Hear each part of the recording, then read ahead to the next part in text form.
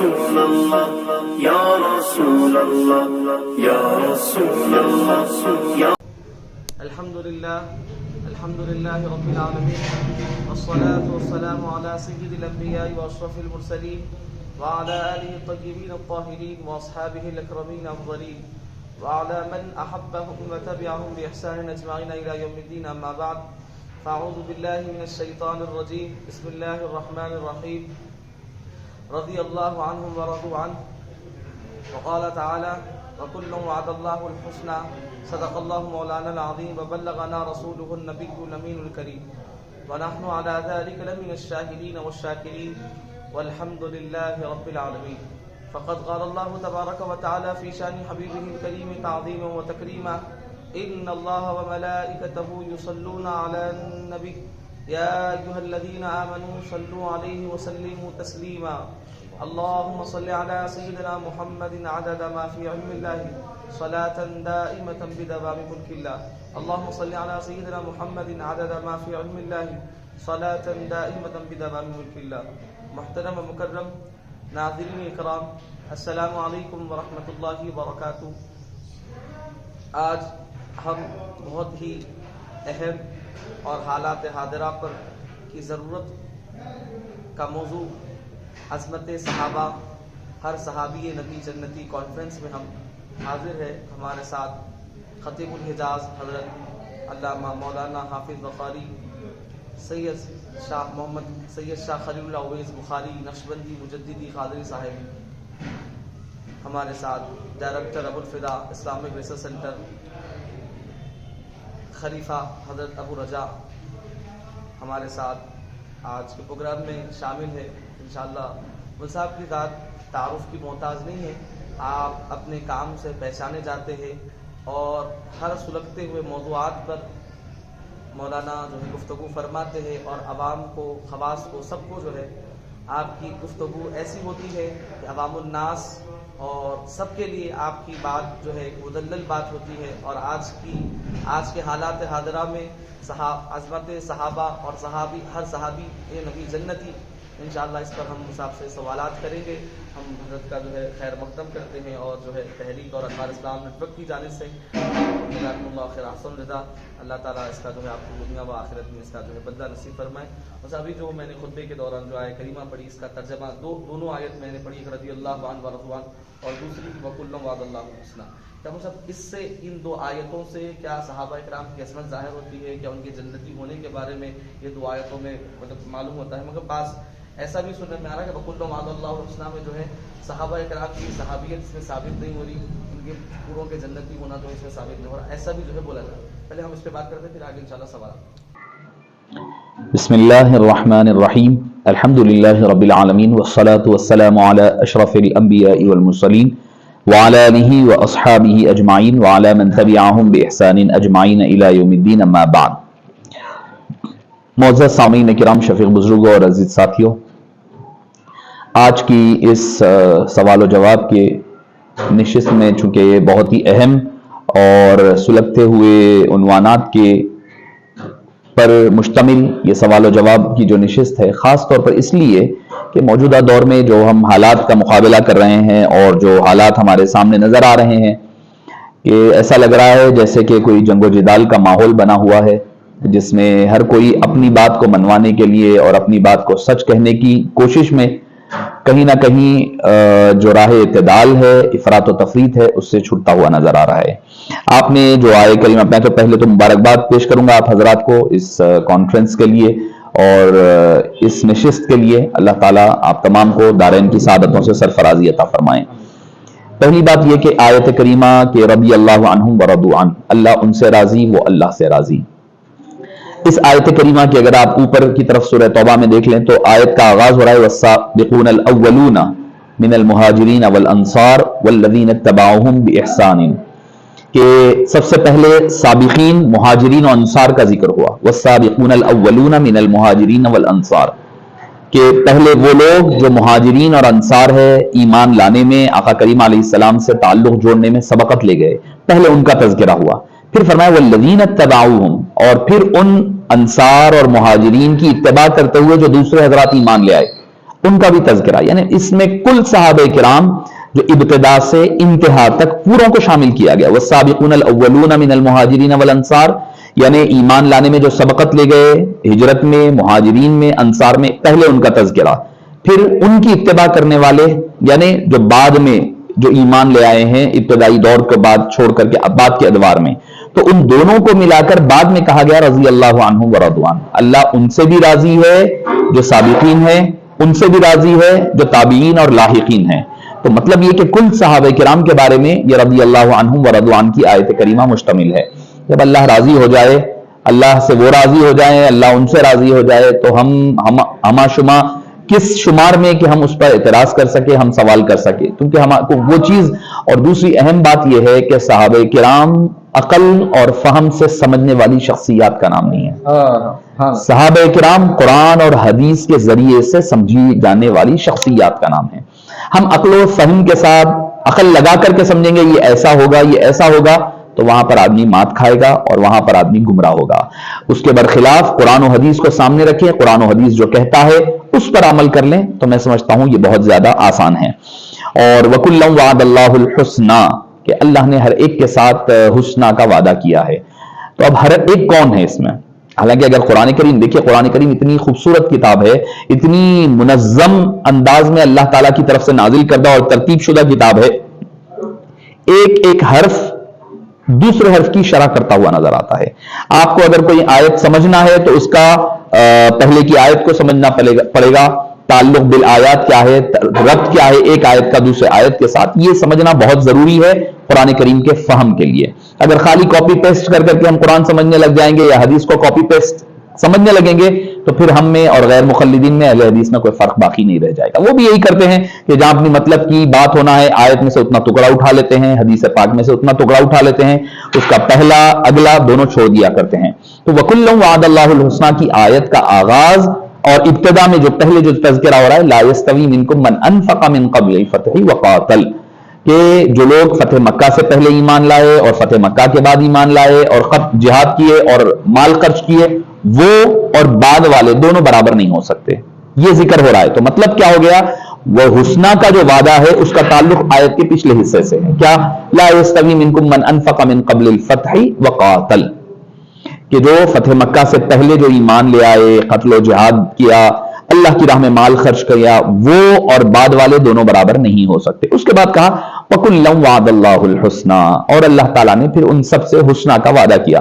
حسنہ کے بارے میں بہتری کیا ہو سکتی؟ دنیا میں کچھ مل جائے، آدمی نہ ملے چل جائے گا، مگر اللہ کی رضا مل جائے، اللہ راضی ہو جائے، جنت مل جائے، اس سے بڑھ کر کے اور حسنہ کا مقام و مرتبہ کیا ہو سکتا ہے؟ ارے صحابہ کرام تو جنتی تو دور کی بات ہے، جو ہم اور آپ گناہگار، خطاکار، ہر اعتبار سے ہم انحطاط کے زمانے میں بھی ہے، اس کے باوجود بھی اسی صحابہ کرام کے پہنچائے ہوئے قرآن، انہی صحابہ کرام کی پہنچائی ہوئی حدیث کو ہم جب پڑھ کر کے جنتی ہم بن سکتے ہیں تو ان کا عالم کیا ہوگا، ان کے درجات کیا ہوں گے، ان کے مقام و مرتبہ کیا ہوگا. تو جو ہے اپنے آپ کو میں ایک ہی بات کہوں گا اس حوالے سے کہ صحابہ کرام کو جو ہے عقل و فہم سے سمجھنے کی کوشش نہ کریں. عقل و فہم سے آدمی جب سمجھے گا مات کھائے گا. وہ قرآن و حدیث سے سمجھی جانے والی شخصیات ہے، ان کو اسی طرح سمجھا جائے جس طرح آقا کریم علیہ السلام نے اور قرآن کریم نے اس کا پس منظر پیش فرمایا ہے. ماشاءاللہ، سبحان اللہ. اس کے بعد مطلب ایک سوال شامل کرتے ہیں، صحابی کسے کہتے ہیں؟ صحابی کی تعریف کیا ہے؟ صحابی کی تعریف اگر آپ کتب لغت میں اگر تلاش کریں گے، صحیبہ یصحبو، کہ کسی کی صحبت میں رہنے والا. صحبت کے لیے ضروری نہیں ہے کہ کوئی آدمی لمبے وقفے کے لیے رہے. یہی اہل سنت والجماعت کا جمہور اور متفقہ اور خود تمام مفسرین کا، محدثین کا، خود صحابہ کرام کا یعنی ایک مطلقاً ایک لمحے کے لیے بھی اگر کوئی آدمی صحبت میں رہ جائے تو اس کو صحابی کہا جاتا ہے.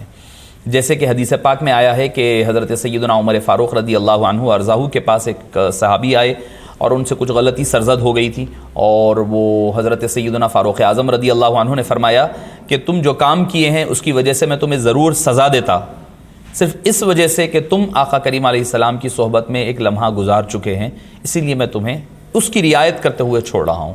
تو مطلب یہ ہوا حالانکہ وہ صحابی لمبا وقفہ گزارے نہیں ہیں، کچھ مختصر وقفے کے لیے آپ صلی اللہ علیہ وسلم کے ساتھ ان کی صحبت ثابت ہے، اور یہ حدیث پاک آپ کو صحاح ستہ میں مل جائے گی. اس میں حضرت سیدنا فاروق اعظم نے ان کے مختصر وقفے کی صحبت کو صحابی کہا ہے. صحابی وہ اگر اصطلاحی معنی میں دیکھا جائے تو ہر وہ شخص جنہوں نے آقا کریم علیہ الصلاۃ والسلام کو ایمان کی حالت میں دیکھا، ملاقات کی، ملا اور اسی حالت میں دنیا سے رخصت ہوئے، ان کو صحابی کہا جائے گا. یعنی کیونکہ یہ اس لیے ضروری ہے کہ ایمان کی حالت میں دیکھنا، ورنہ تو کئی بے ایمان آپ صلی اللہ علیہ وسلم کو دیکھے ہیں مگر وہ ایمان کی دولت سے فیضیاب نہیں ہوئے، جیسے کہ ابو جہل ہے، ابو لہب ہے، جس کا تذکرہ ملتا ہے. اور دوسری چیز یہ ہے کہ پہلے تو ایمان کی حالت میں دیکھنا، دوسری چیز اگر کوئی نہ دیکھ پائے، کوئی نابینا ہے، حضرت عبداللہ بن مکتوم ہے جو نظر نہیں آتا تھا، تو دیکھنے سے مراد اگر صحبت بھی اختیار کرے تو وہ بھی صحابی ہے. دیکھنا مطلقاً شرط نہیں ہے، صحبت میں رہنا. اب وہ صحبت کتنا وقفہ رہے، ہو سکتا ہے ایک لمحے کے لیے ہی کیوں نہ ہو، ایک لمحے کے لیے کیوں نہ ہو. اچھا، اس میں عمر کی بھی قید نہیں ہے. اگر کوئی چھوٹا بچہ ہے، کوئی چھوٹی کم عمر تھے، وہ آپ صلی اللہ علیہ وسلم کے پاس لائے گئے اور آپ صلی اللہ علیہ وسلم نے اپنی شفقتیں، رحمتیں ان پر نثار فرما دی، تو وہ بھی صحابی میں شامل اور شریک ہیں. جیسے کئی بچے ہیں، کئی کم عمر تھے، جیسے خود حضرات حسنین کریمین کی مثال ہے، سب سے بڑی مثال. اہل بیت اطہار ہونے کے ساتھ ساتھ وہ صحابی بھی ہیں. کیوں ہیں؟ حالانکہ وہ ان کی عمر شریف آپ صلی اللہ علیہ وسلم کے دنیا سے پردہ فرمانے کے وقت 7 اور 8 سال کے مابین ہیں دونوں کی. حالانکہ کم عمر ہے، ہوش و حواس ظاہری طور پر نظر نہیں آتا، مگر اس کے باوجود ان کا آپ صلی اللہ علیہ وسلم کی صحبت میں رہنا صحابیت کے لیے کافی ہے. تو صحابی وہ جو آپ صلی اللہ علیہ وسلم کو ایمان کی حالت میں دیکھے، ملاقات کرے، رہے اور اسی پر پھر خاتمہ بھی ہوا ہو. کیونکہ کچھ ایسا بھی ہوا ہے، کچھ لوگ مرتد تھے، کچھ منافقین تھے جو ایمان تو لے آئے مگر آہستہ آہستہ جا کر کے وہ پھر ارتداد کی طرف پلٹ گئے، مرنے سے پہلے وہ مرتد ہو گئے.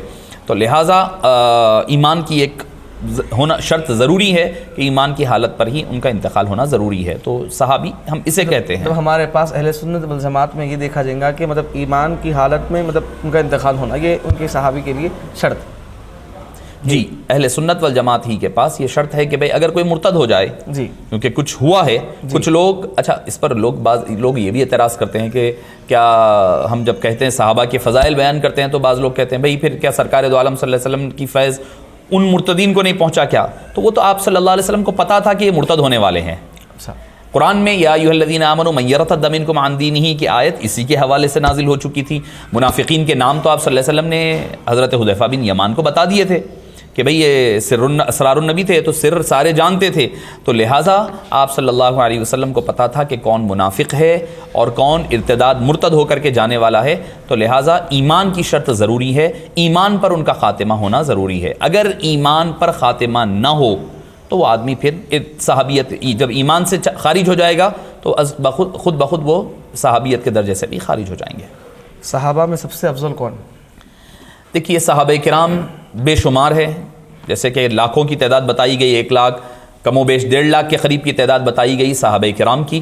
تو یقینی طور پر کچھ کو کچھ پر فضیلت ہے. جیسے آپ دھات کی چیز اٹھا لیں تو ہر دھات ایک جیسا نہیں ہوتا. پتل ہے، لوہا ہے، سونا ہے، چاندی ہے، ہونے کے اعتبار سے تو دھات ہے مگر ہر دھات ایک جیسا نہیں ہوتا. تو اسی طرح اللہ تعالیٰ نے بھی انسانوں میں فوقیت اور مرتبے الگ الگ رکھے ہیں. تو لہٰذا اور انبیاء کرام کے بارے میں بھی ہے، تلک الرسل فضلنا بعضهم علی بعض، کچھ رسولوں کو بعض رسولوں پر ہم نے فضیلت عطا فرمائی ہے. تو یہ فضیلت اللہ تعالیٰ نے عمل کے اعتبار سے، عطا شرافت کے اعتبار سے، کبھی کسی کو نسب کے اعتبار سے، کبھی کسی کو صحبت کی وجہ سے، کبھی کسی کو عبادات کی وجہ سے. مگر فضیلت کا معاملہ جو ہوتا ہے وہ عبادات اور حبیب پاک صلی اللہ علیہ وسلم کی نسبت کی وجہ سے ہوتا ہے. تو صحابہ کرام میں جو اہل سنت والجماعت کا متفقہ عقیدہ ہے اس پر البتہ اہل شیعہ حضرات وغیرہ کے پاس عقیدہ مختلف ہے. چونکہ بات اہل سنت والجماعت کی ہو رہی ہے تو اہل سنت والجماعت کے نزدیک تمام صحابہ کرام میں سیدنا ابو بکر صدیق رضی اللہ عنہ سب سے افضل ہیں. ترتیب خلافت ترتیب فضیلت ہی ہے. آپ بولیں گے کہ بھئی چونکہ کئی صحابہ کرام میں بھی ہے اقوال ملتے ہیں. اگر آپ تکمیل الایمان شاہ عبدالحق محدث دہلوی علیہ رحمہ کی پڑھیں گے تو انہوں نے اس میں افضلیت کے جو مختلف اقوال ہے اس کو ذکر کیا ہے. ایک قول بی بی فاطمہ کا ہے، ایک قول شاذ قول شاید ہو سکتا بہت کم حضرات نے سنا ہوگا، بی بی عائشہ کا بھی ہے، بی بی عائشہ رضی اللہ عنہا کا بھی ایک شاذ قول ہے. پھر ایک قول حضرت سیدنا ابراہیم کا ہے، حضرت سید آپ صلی اللہ علیہ وسلم کے شہزادے کا ہے. ایک قول حضرت علی کا بھی ہے. تو اقوال تو مختلف ہیں، یہ شاذ اور نادر اقوال ہے، ایک انڈیویجول اقوال ہے. چونکہ میرا اس پر تفصیلی خطاب اس سے قبل بھی آپ دیکھ سکتے ہیں کہ موجود ہے، میں اختصار کے ساتھ اس لیے کہنا ضروری ہے کہ دو چیزیں ہیں. پہلی بات یہ ہے کہ یہ اقوال جب ذکر ہوتے ہیں تو اقوال جب ذکر ہوتی ہے جب بحث ہوتی ہے. کوئی چیز کے بارے میں اگر ایک کیس چل رہا ہے تو بھئی ان کے دلائل کیا ہے، ان کے دلائل کیا ہے، سنا جاتا ہے، سن کر ایک فیصلہ دیا جاتا ہے. جب اقوال مختلف ہوں اور جب فیصلہ ہو جائے تو پھر اقوال کی کوئی حیثیت نہیں رہتی، فیصلے کی حیثیت رہا کرتی ہے کہ اب فیصلہ کیا ہوا ہے. ہمارے اکابرین بیٹھ کر کے جتنے فضیلت کے جتنے چانسز تھے، جس کے بھی اقوال تھے، ان سب کو سامنے رکھ کر کے اس نتیجے پر پہنچے ہیں کہ ساروں میں حضرت سیدنا ابو بکر صدیق کو فضیلت حاصل ہے. یہ اہل سنت والجماعت کا متفقہ عقیدہ ہے، اسی پر اتفاق ہے. اب جب فیصلہ ہو گیا ہے تو فیصلے کے بعد ہم دلائل پر بحث نہیں کرنا چاہیے، فیصلے کی بات ہوگی. اب جیسے مثال دیتا ہوں میں، بابری مسجد کا قضیہ ہے، بابری مسجد کا اور مندر کا کیس چلا. بابری مسجد کے ماننے والوں نے، مسلمانوں نے اپنے دلائل دیے، مندر والوں نے اپنے دلائل دیے. اب دلائل کس کے صحیح تھے، کس کے کیا تھے، مجھے بھی نہیں پتا ہے، آپ کو بھی نہیں پتا ہے. اب بات کیا ہوتی ہے کہ بھئی سپریم کورٹ کا فیصلہ یہ آیا کہ بھئی مندر کے حوالے کر دیا جائے. اب نہ تو میں بینگ اے مسلم اپنے دلائل پر بحث کرتا ہوں، نہ مندر والے مندر کے دلائل پر بحث کرتے ہیں. بحث ہوتی ہے تو کیا ہوتی ہے، فیصلے پر ہوتی ہے. تو فیصلہ جب ہو جاتا ہے تو دلائل پر نہیں، فیصلوں پر بحث ہوتی ہے. ایک صاحب مجھے کہنے لگے کہ صاحب وہ تو حضرت مقداد ہے، حضرت عمار ہے، ان کے اقوال احادیث ہیں. اس کا بھی ذکر شاہ عبدالحق محدث دہلوی علیہ الرحمٰن نے تکمیل الایمان میں کیا. میں میرے نوجوان ساتھی جتنے ہیں جو علم کی خدمات وغیرہ انجام دے رہے ہیں اور علماء ہیں، علماء کرام ہیں، تو ان کو کہوں گا کہ شاہ عبدالحق محدث دہلوی علیہ الرحمٰ کی کتب، خاص طور پر تکمیل الایمان کا، اور دوسری کتاب ہے اگر فقہ حنفی پر پڑھنا چاہ رہے ہیں تو فتح سر المنان فی اثبات مذہب النعمان.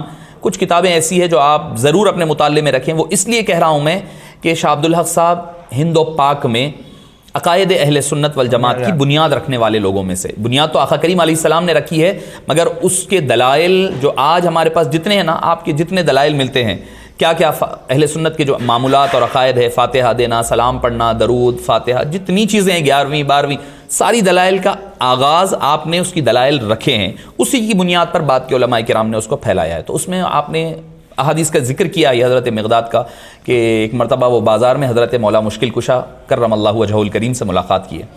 تو مولا مشکل کشا نے پوچھا کہ کیا بات ہے، تم کیوں غمزدہ نظر آ رہے ہو؟ تو انہوں نے کہا کہ لوگ مجھ پر لان تان کر رہے ہیں. بولے کس لیے؟ انہوں نے کہا کہ میں آپ کو سب سے زیادہ افضل مانتا ہوں، میں آپ کی فضیلت کا قائل ہوں، افضلیت کا قائل ہوں، اسی لیے لوگ مجھے لان تان کرتے ہیں. تو آپ نے مسکراتے ہوئے ان کو ساتھ لیا اور اپنے گھر لے کر گئے. لے جا کر کے پھر ایک حدیث پاک سنائی. فرمایا کہ مقداد، میں نے آقا کریم علیہ السلام کو کہتے ہوئے سنا ہے کہ کیا کہ فضیلت کے اعتبار سے ابو بکر صدیق سب سے افضل ہیں. تو میں ایک حضرت علی کی اولاد میں سے سید ہونے کے اعتبار سے، میں بطور فخر نہیں بلکہ تحدیث نعمت کے طور پر کہہ رہا ہوں میں کہ اگر حضرت مقداد کا ایک قول ہے سامنے، حضرت عمار کا ہے، کسی اور کا بھی قول ہے، حضرت ابو سعید خدری کا ہوگا، ہر ایک کا قول ہوگا. ہر ایک کا قول یقیناً سر آنکھوں پر ہے، ہر صحابی کا قول میرے لیے، مگر میں چونکہ سید ہونے کے اعتبار سے خصوصی نسبت اور محبت مولا مشکل کشا سے مجھے حاصل ہے، تو میں سید ہونے کے اعتبار سے میں اپنے جد حضرت علی کے قول کو مانوں گا، جس میں علی مشکل کشا کہتے ہیں کہ وہ ابو بکر صدیق کو افضل مانتے ہیں. تو لہٰذا جو یہ مسئلہ جو ہے افضلیت کا، یہ ہے کہ بھئی ہاں انفرادی فضیلت ہر ایک کی پھر الگ الگ بھی ہے. انفرادی فضیلت جب ہے تو اس فضیلت میں دوسرا شامل نہیں ہے ان کے ساتھ. جامع افضلیت حضرت صدیق اکبر کی ہے. قدیر حسن رحمۃ اللہ علیہ اپنے شعر میں فرماتے ہیں، مطلب علی مرتضیٰ کے قول پر حسرت کا ہے ایمان، محمد مصطفیٰ کا جانشین صدیق اکبر. سبحان اللہ، سبحان. بے شک صحیح ہے کہ انفرادی انڈیویجول فضیلت ہے، انڈیویجول فضیلت سے جامع فضیلت حاصل نہیں ہوتی. بھئی جس کو جیسے حضرت عمر فاروق کے بارے میں کہا گیا رضی اللہ عنہ، تم جس راستے سے جاتے ہو شیطان راستہ بدل دیتا ہے، یہ کسی اور کے لیے نہیں کہا گیا. حضرت عثمان غنی کے بارے میں کہا گیا کہ تم جو چاہے کرو، آج کے بعد تمہیں دوزخ کی آگ نہیں چھوئے گی، دوسرے کو نہیں کہا گیا. حضرت مولا مشکل کشا کو کہا من کنت مولاہ فہذا علی مولاہ، یہ کسی اور کے بارے میں نہیں کہا گیا. حضرت ابو، ہر ایک کے اپنے اپنے، حضرت بلال کا کچھ ایک خصوصیت ہے، حضرت عبیدہ بن جراح کی الگ خصوصیت، عبد الرحمن بن عوف کی الگ، ہر صحابی کی اپنی اپنی ایک خصوصیت ہے جس میں ضروری نہیں ہے کہ دوسرے بھی شامل ہو. مگر جامع فضائل سارے سبجیکٹس میں جو پاسنگ مارکس ہو تو اس کو ٹاپر کہتے ہیں. تو اس اعتبار سے بلا تشبیہ صدیق اکبر رضی اللہ عنہ تمام صحابہ کرام میں افضل ترین ہے. سبحان سبحان. صحابہ کو صحابی نہ ماننے والوں کا کیا حکم؟ مطلب آج کے دور میں مطلب بالکل یہ کہا جا رہا ہے کہ بھئی یہ ہے کہ بھئی فلاں وقت میں جو ہے صحابی تھے، فلاں صحابی ان کو نہیں مانا جا رہا تھا، تو نہیں ماننے، مطلب اب دور حاضر میں اس کا کیا جواب؟ دیکھیے پہلی بات یہ ہے کہ صحابہ کرام مینار نور ہے. حبیب پاک صلی اللہ علیہ وسلم نے خود فرمایا اصحابی کالنجوم، میرے صحابہ تاروں کے مانند ہے. بِأَيِّهِمْ اِقْتَدَيْتُمْ اِهْتَدَيْتُمْ، تم جس کسی کی بھی اقتدا کرو گے کامیاب ہو جاؤ گے. اور دوسری چیز یہ سمجھنی چاہیے کہ صحابی بنتا کیسے ہے آدمی. صحابی بھئی بننے کے لیے کیا چیز ضروری ہے اور نکلنے کے لیے کیا چیز ضروری ہے. سب سے پہلی چیز، بننے کے لیے آقا کریم علیہ السلام کی صحبت ضروری ہے. عمل کی وجہ سے کوئی صحابی نہیں بنتا. عمل کی وجہ سے اگر صحابی کوئی نہیں بن سکتا تو عمل کی بنیاد پھر صحابیت سے نکال بھی نہیں سکتے. مصطفیٰ جان رحمت صلی اللہ علیہ وسلم کی صحبت نے ان کو صحابی بنایا، تو مصطفیٰ جان رحمت صلی اللہ علیہ وسلم کی صحبت یا پھر ایمان سے پلٹ جانا، ارتداد ہی ان کو صحابیت کے درجے سے نکالے گا. ورنہ تو ہم اور آپ نہیں ہے کہ کوئی ان کے عمل کو ذکر کر کر کے. یقیناً دیکھیے صحابی انسان ہے، بشر ہے، معصوم نہیں ہے. سوائے انبیاء کے کوئی معصوم نہیں ہے، چاہے وہ صحابہ ہو چاہے اہل بیت اطہار ہو، کوئی معصوم نہیں. اہل سنت والجماعت کا یہ عقیدہ ہے. اہل تشیع حضرات کا ہے، وہ پھر ائمہ کے بارے میں مختلف ہی عقیدہ ہے ان کا، وہ معصومیت کا. مگر ہمارے پاس کوئی معصوم نہیں ہے سوائے انبیاء کے. صحابہ بشر ہونے کے اعتبار سے، انسان ہونے کے اعتبار سے معصوم نہیں ہے، محفوظ ضرور ہے. وہ معصوم نہیں، ان سے امکان خطا ہے، مگر اللہ تعالیٰ ان کو خطا سے محفوظ رکھتا ہے. اگر ولو بالفرض کوئی خطا ہو بھی جاتی ہے تو ہم اس کو خطا نہیں بلکہ ہم اس کو لغزش کہیں گے کہ وداؤٹ انٹینشن، بغیر کوئی دلی ارادے کے ساتھ وہ کوئی کام کرتے ہیں.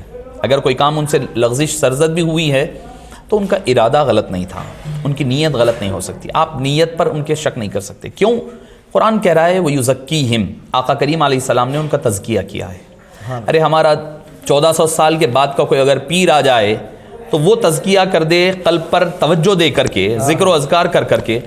جب مصطفیٰ کریم نے ان کے قلب پر توجہ دی ہوگی تو ان کے لطائف مراقبات کس قدر نہیں روشن ہوئے ہوں گے. تو جن کے دلوں کا تزکیہ آقا کریم علیہ السلام کرے تو پھر ان پر انگلی اٹھانا نعوذ باللہ من ذالک، آقا کریم علیہ السلام کے عمل تزکیہ پر انگلی اٹھانا. اللہ اکبر، یہ سوچنا پڑے گا. یعنی نعوذ باللہ سرکار دو عالم صلی اللہ علیہ وسلم نے نعوذ باللہ ان کی پھر صحیح طور پر تزکیہ نہیں کیا، یہ سوال اٹھتا ہے. تو ہم اتنی جسارت تو میں نہیں سمجھتا اہل سنت والجماعت کا کوئی شخص کر سکتا ہے. ان کا دلی ارادہ برا نہیں ہو سکتا، زبانی طور پر یا عملی طور پر ہو سکتا ہے کہ بغیر نیت، بری نیت کے کوئی کام ہو گیا ہو، قطع ہو سکتی ہے، لغزش ہو سکتی ہے، بشری تقاضے کے تحت ہو سکتا ہے. مگر کوئی عمل کی وجہ سے ہم کسی کو صحابیت سے خارج نہیں کر سکتے.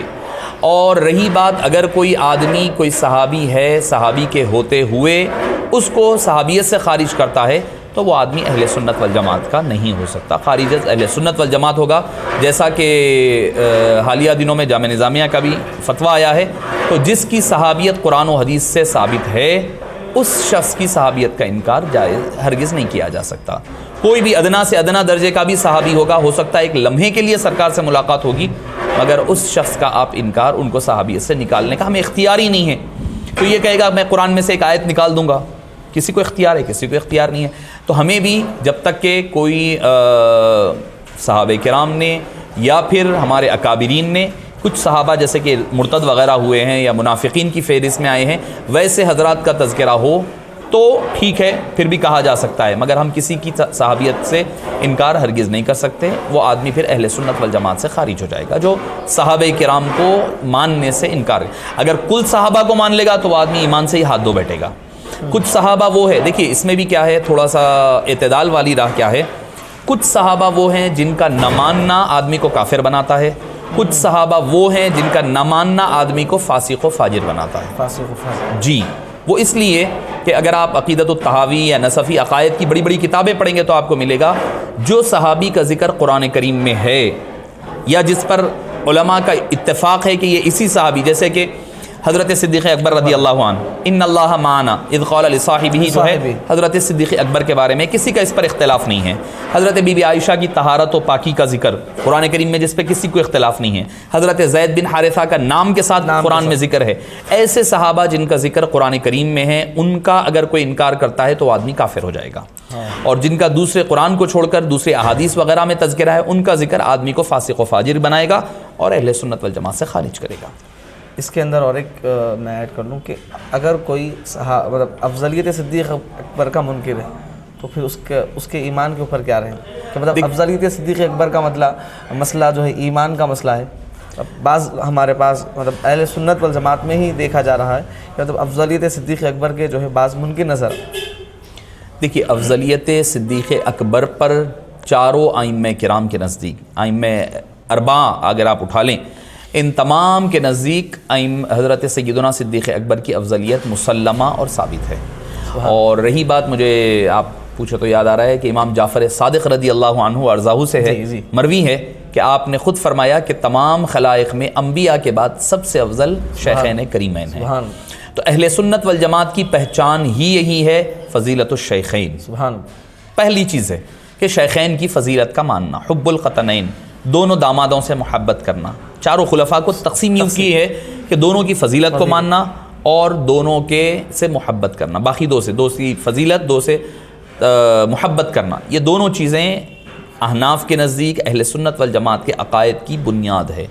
اس سے اگر آدمی انکار کرے گا تو اہل سنت والجماعت سے خارج ہو جائے گا، خارج از اہل سنت والجماعت، جیسے کہ رد مختار وغیرہ میں اور جامع نظامیہ کا جو تفصیلی فتویٰ حالیہ دنوں میں حضرت مفتی اعظم حضرت مفتی عظیم الدین صاحب قبلہ علیہ الرحمۃ والرضوان کے قلم مبارک سے جو فتویٰ صادر ہوا تھا، اس میں یہی مذکور ہے کہ جو فضیلت صدیق اکبر کا منکر ہے وہ خارج از اہل سنت والجماعت ہے۔ کیونکہ عقائد اہل سنت والجماعت کے جو بنیادیں ہیں، بنیادوں میں کی ایک بنیاد ہے یہ، جو آپ بنیاد کو ہی نہیں مانیں گے، ہٹا دیں گے، پھر بعد میں نے جیسے کہا نا شاذ اقوال لا کر کے پیش کریں گے، تو بھائی وہ جو شاذ اقوال، کیا جو امام اعظم ابو حنیفہ جیسے اکابرین میں کیا ان کی نظر سے وہ شاذ اقوال نہیں گزرے ہیں؟ وہ گزرے ہیں، وہ گزرنے کے بعد وہ سارے اقوال پر بحث و مباحثے کے بعد ایک نتیجے پر پہنچے ہیں۔ جب نتیجہ ثابت ہو گیا ہے تو اب اس کے اوپر پھر نیچے کی باتوں کی، ذیلی چیزوں کی بحث کرنا لایا نہیں ہے۔ صحابہ کرام میں تفریق کرنا کیسا؟ صحابہ کرام میں تفریق کرنا، دیکھیے تفریق کے دو معنی ہوں گے۔ تفریق میں ایک معنی یہ ہوگا فرق کرنا، یعنی ایک کی فضیلت کو بیان کرنا، ایک کا دوسرے پر جو مقام و مرتبہ ہے اس کا تذکرہ کرنا۔ دوسرا تفریق کا معنی جدا کرنا، الگ الگ کرنا، یا پھر ایک کی کسر شان کرنا۔ تو یہ پہلے والا جائز ہے، دوسرے والا ناجائز ہے، بلکہ حرام قرار دیا ہے فقہاء کرام میں، کیونکہ آقا کریم علیہ السلام کا حکم ہے لا تسبوا اصحابی، میرے صحابہ کو گالی گلوچ مت دو۔ یعنی سب و شتم، سب کا معنی بہت ہی وسیع ہے، بہت وسیع ہے۔ اگر آپ سب کے معنی دیکھیں گے، اگر آپ کسی کو تنقید کر رہے ہیں، کرٹیسائز کر رہے ہیں، تو اس کو بھی سب کہا جاتا ہے عربی زبان میں۔ کسی کو گالی گلوچ کرنے کو بھی سب کہا جاتا ہے، اعلیٰ لیول بھی ہے، نچلا لیول بھی ہے، دونوں بھی چیزیں اس میں پائی جاتی ہے، سب و شتم۔ تو آقا کریم علیہ السلام نے فرمایا لا تسبوا اصحابی، میرے صحابہ کو تم گالی گلوچ مت کرو۔ تو اگر کسی کی تنقیص کرتے ہوئے فرق کر رہے ہیں تو یہ حرام ہے، یہ حرام ہے صحابہ کرام کو گالی گلوچ کرنا۔ اور اس کی وجہ سے آدمی کئی دنیاوی اور اخروی مصائب کا شکار ہوگا اگر صحابہ کرام کے کسر شان کرے گا اور صحابہ کرام کو گالی گلوچ یا سب و شتم کرے گا۔ اب رہی بات فضیلت، یقیناً فضیلت میں ہر ایک برابر نہیں ہے، ہر ایک کا مقام و مرتبہ الگ الگ ہے، اور میں سمجھتا ہوں کہ فی زمانہ جو ایک سب سے بڑا جو مسئلہ چل رہا ہے وہ یہی ہے کہ ہم جو ہے صحابہ کرام کے درمیان جو مراتب فرق ہے اس کو بھول جا رہے ہیں۔ عام صحابہ کو خاص میں لے جا کر خاص کو خاص الخاص میں، خاص الخاص کو عشرہ مبشرہ میں، عشرہ مبشرہ سے خلفاء میں، خلفاء میں پھر ترتیب میں۔ تو لہٰذا یہاں پر مسئلہ آیا جا رہا ہے کہ ہم جو ہے ایک صحابی کی مقام و مرتبہ دوسرے والوں سے ساتھ ملا دے رہے ہیں، یہ ترتیب یہ جائز نہیں ہے، یہ بھی اہل سنت والجماعت کے عقائد سے خلاف ہے۔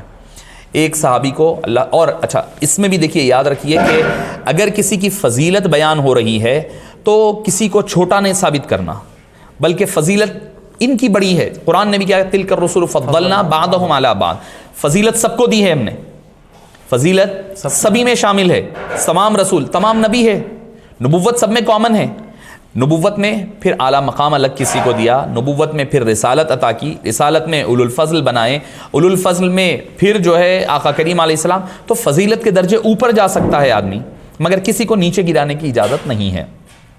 بعض کو بعض پر فضیلت دی ہے کہا قرآن نے, یہ نہیں کہا کہ ہم نے کسی کا مقام کم کیا, نہیں kہا. حالانکہ ایک کو جب اوپر کا مقام دیں گے تو رتبے کے اعتبار سے تو نیچے ہوں گے دوسرے, مگر قرآن نے یہ نہیں کہا کہ ہم نے نیچا کیا ہے ان کا مقام, نہیں, دوسرے کا مقام بڑھایا ہے. تو یہ طریقہ کار اہل سنت والجماعت کا ہونا چاہیے کہ پہلے تو کمپیئر نہیں کرنا چاہیے کہ بھئی ان کے ساتھ تقابل نہیں ہونا چاہیے. ہر ایک کی اپنی ایک شان ہے, ہر پھول کی الگ خوشبو ہے. باغ مصطفیٰ جو ہے یہ صحابہ کرام اہل بیت اطہار, یہ باغ مصطفیٰ ہے, اس کا ہر پھول کی ایک الگ خوشبو ہے, الگ رنگ ہے, الگ مہک ہے. ہر ایک کو اس کو اپنی جو پھول کی خوشبو ہے اس سے جانا جائے.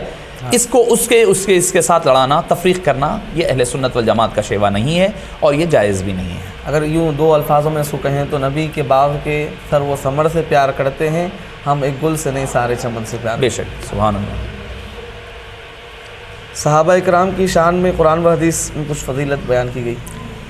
دیکھیے قرآن کریم تو آپ آغاز ہی کیے ہیں کہ آغاز کا ہی آپ میں ہی قرآن کی دو آیات کی تلاوت کی ہیں کہ بھئی لا یستوی منکم من انفق من قبل الفتح وقاتل, پھر اس کے بعد رضی اللہ عنہم ورضوا عنہ وکلا وعد اللہ الحسنى. قرآن کریم اور ان کا مقام قرآن کریم نے کیسے بیان کیا, آپ کی توجہ میں مبذول کرواؤں. احد کا موقع تھا, اس موقع پر ہوا یہ کہ بعض صحابہ کرام جنگ کے دوران, صحابہ کرام جلیل القدر صحابہ ہیں اس میں, کہ کم ہمتی اس اعتبار سے کہ مقابلہ بڑھ گیا تھا, افراتفری پھیل گئی ہے, اور یہ افواہ پھیل گئی ہے کہ آقا کریم علیہ السلام کی شہادت ہو گئی ہے, کئی باتیں ہو گئی جس کی وجہ سے خود صحابہ کرام مدینہ منورہ کی طرف چلے گئے, میدان سے مدینہ کی طرف روانہ ہو گئے. تو ہم اس میں بھی کوئی ہلکا لفظ استعمال نہیں کر سکتے, نعوذ باللہ. ہاں, وہ اپنا ان کا معاملہ کیا تھا وہ اللہ بہتر جانے. قرآن کہتا ہے ان الذین تولوا منکم یوم جمعان انما استذلهم الشیطان ببعض ما کسبوا, کہ بعض لوگ تھے چلو مدینہ پاک کی طرف واپس چلے گئے. بعد میں کسی نے حضرت سیدنا عثمان غنی پر تان کیا, تو حضرت عبداللہ بن عمر رضی اللہ عنہما کے سامنے جب تان ہوا حضرت عثمان غنی پر رضی اللہ عنہ ارضاہ پر, تو آپ نے فرمایا اے نادان, تو پہلی آیت کا ٹکڑا پڑھ رہا ہے, اس کے بعد کا ٹکڑا نہیں پڑھتا. وَلَقَدْ عَفَى اللَّهُ عَنْهُمْ, اور اللہ نے ان سب کو معاف بھی فرما دیا. تو معزز سامعین کرام, ان کی شان یہ ہے کہ بھئی اگر ان کا کوئی مسئلہ ہوتا, وہ کچھ سوال کرتے تو قرآن اس کا جواب دیتا ہے. ان کی مقام دیکھیں آپ, یسألونک عن الانفال, یسألونک عن المحیض, یسألونک عن الاہلہ, یسألونک عن الخمر والمیسر. جب بھی یہ یسألونہ کے الفاظ آتے ہیں اس سے مراد صحابہ کرام ہوتے ہیں, وہ سوال کرتے ہیں, یعنی وہ آپ سے سوال کرتے ہیں. ان کا مقام و مرتبہ قرآن ذکر کر رہا ہے. پھر فرمایا محمد الرسول اللہ, محمد اللہ کے رسول ہیں صلی اللہ علیہ وسلم. والذین معہ, قربان جائیے, حالانکہ ٹائٹل عنوان ہے صحابہ کرام کا, یہ مکمل آیت کریمہ صحابہ کرام کے فضیلت پر ہے, ان کے فضائل ذکر ہو رہے ہیں. اگر خاص معنی میں لیں تو والذین معہ صدیق اکبر ہے, اشداء علی الکفار فاروق اعظم ہے, رحماء بینہم عثمان غنی ہے, اور تراہم رکعان سجدن یہ مولا مشکل کشا ہے. مگر اگر آپ عمومی معنی لیے جائیں تو تمام صحابہ کرام کی فضیلت ہے, مگر اللہ تعالیٰ اس کی آیت کا آغاز کر رہا ہے محمد الرسول اللہ, یعنی اس آیت کا عنوان اور ٹاپک محمد الرسول اللہ, یعنی ان کی نسبت کا اظہار ہو رہا ہے. ابو بکر کی صداقت, عمر کی شجاعت, عمر کی فراست و عدالت, عثمان کی ثقافت, علی کی شجاعت و علم, سب کا سب مصطفیٰ جان رحمت صلی اللہ علیہ وسلم کی فیض کے دریا ہے, فیض کے پھیلے ہوئے راستے ہیں, نکلنے کے ذرائع ہے. سمندر مصطفیٰ سے جو فیض بہا ہے یہ چاروں دریاؤں کی شکل میں ہمیں نظر آتا ہے. تو معزز سامعین کرام, قرآن کریم میں بے شمار مقامات پر, اور اللہ تعالیٰ نے ان کے ایمان کو ہمارے لیے نمونے کے طور پر پیش فرمایا. فَإِنْ آمَنُوا بِمِثْلِ مَا آمَنْتُمْ بِهِ فَقَدْ اهْتَدَوْا, تم ایسے ایمان لاؤ جیسے کہ انہوں نے ایمان لایا تھا. فَقَدْ اهْتَدَوْا, تاکہ تم کامیاب ہو جاؤ. یعنی ان کا ایمان اللہ کے نزدیک ایک معیار ہے ہمارے لیے. ہم اگر چاہتے ہیں کہ ہدایت پائیں, اللہ کی رہنمائی, اللہ کا قرب پائیں, تو ہمارے لیے لازم ہے کہ ہم ان کی طرح ایمان لائیں تاکہ ہم ہدایت یافتہ بن سکیں. قرآن کریم میں بے شمار مقامات ہے. احادیث طیبہ میں آپ صلی اللہ علیہ وسلم نے دیکھیے نسبت مصطفیٰ کی وجہ سے آدمی کو کیا پروٹیکشن ملتا ہے. میں نے جو کہا تھا نا کہ یہ عمل کی وجہ سے نہیں صحبت کی وجہ سے صحابی بنے. بخاری شریف کی حدیث پاک ہے, ایک صحابی تھے ان کا نام میں ذکر نہیں کروں گا چونکہ یہ بھی ادب کا تقاضا ہے. کوئی چیز اگر ان کے درمیان ان سے کوئی ہو جائے تو کیا ملے گا اگر میں نام ذکر نہ کروں اس صحابی کا. ٹھیک ہے بھائی ایک صحابی تھے, ایک عنوان کے طور پر, ایک مثال کے طور پر سمجھانے کے لیے کہہ رہا ہوں. ضروری نہیں ہے کہ ان کا نام, کوئی ایسا نہ ہو کہ لوگ ان کا نام سن کر ان سے بدظن نہ ہو جائے, کہیں ان کو اپنی طرح سمجھنے نہ لگ جائیں. تو ایک صحابی تھے جن کے بارے میں ملتا ہے کہ شراب کا استعمال کیا, ان پر حد جاری ہوئی ایک مرتبہ, پھر دوبارہ ہوا وہی غلطی, دوبارہ حد جاری ہوئی, تیسری مرتبہ, اور یہ بخاری شریف کی حدیث پاک ہے, تیسری مرتبہ ان سے حد جاری ہوئی تو بعض صحابہ کرام ان کو لان تان کرنے لگے کہ کیسا آدمی ہے کہ حد پر حد جاری ہو رہی ہے اور اپنے گناہ سے یہ پرہیز نہیں کر رہے ہیں, پلٹ کر نہیں آ رہے ہیں. جب لان تان کرنے لگے آقا کریم علیہ الصلوۃ والسلام اپنے حجرہ مبارکات میں تھے, نکل کر کے باہر آئے اور فرمایا لا تلعنوہ فواللہ انی اعلم انہ لحب اللہ ورسولہ.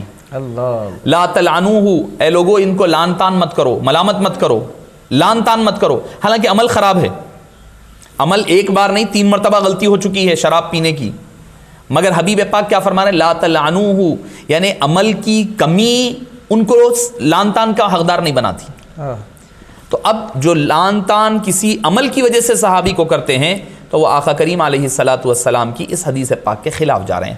فواللہ انی اعلم, اللہ کی قسم میں تو اتنا ہی جانتا ہوں, انہ یحب اللہ ورسولہ, کہ اللہ اور اللہ کے رسول سے محبت کرتا ہے.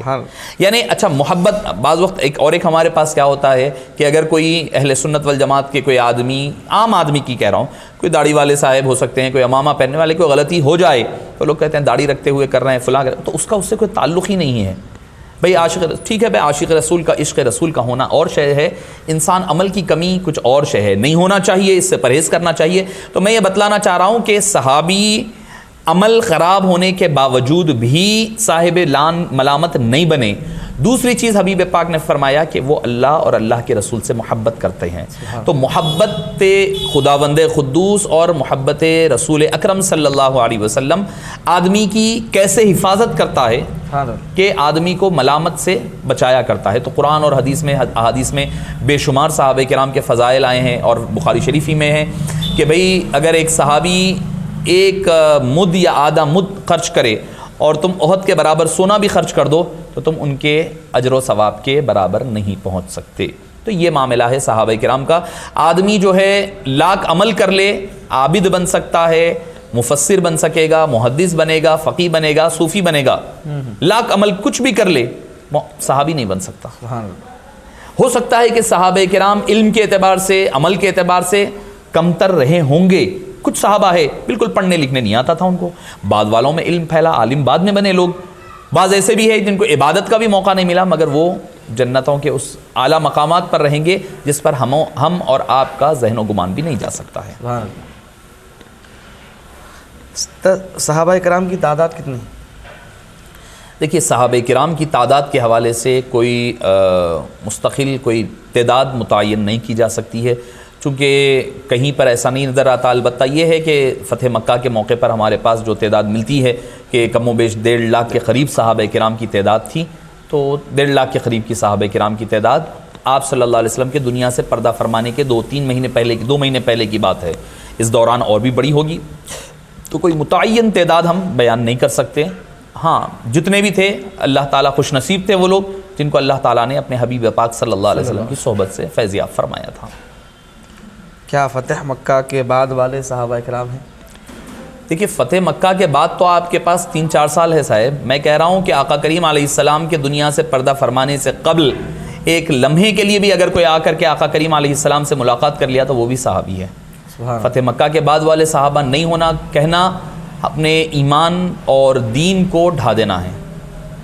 نہیں مطلب بولنے والے بھی مصحف کے مطلب احادیث مبارکہ پیش کر رہے ہیں, مطلب کتابوں کے حوالے پیش کر رہے ہیں کہ فتح مکہ کے بعد والے صحابی نہیں ہیں, تب صحابہ کے قول بیان کر رہے ہیں, عمر بن خطاب کا قول بیان کر رہے ہیں. نہیں, مسئلہ کیا ہے کہ رتبے کے اعتبار سے دیکھیے اگر کہیں پر حضرت عمر فاروق کا جو قول پیش کیا جا رہا ہے کہ وہ صحابی نہیں ہیں مختصر وقفہ رہنے کی وجہ سے, تو اس سے مراد وہ مقام و مرتبے کا انکار ہے.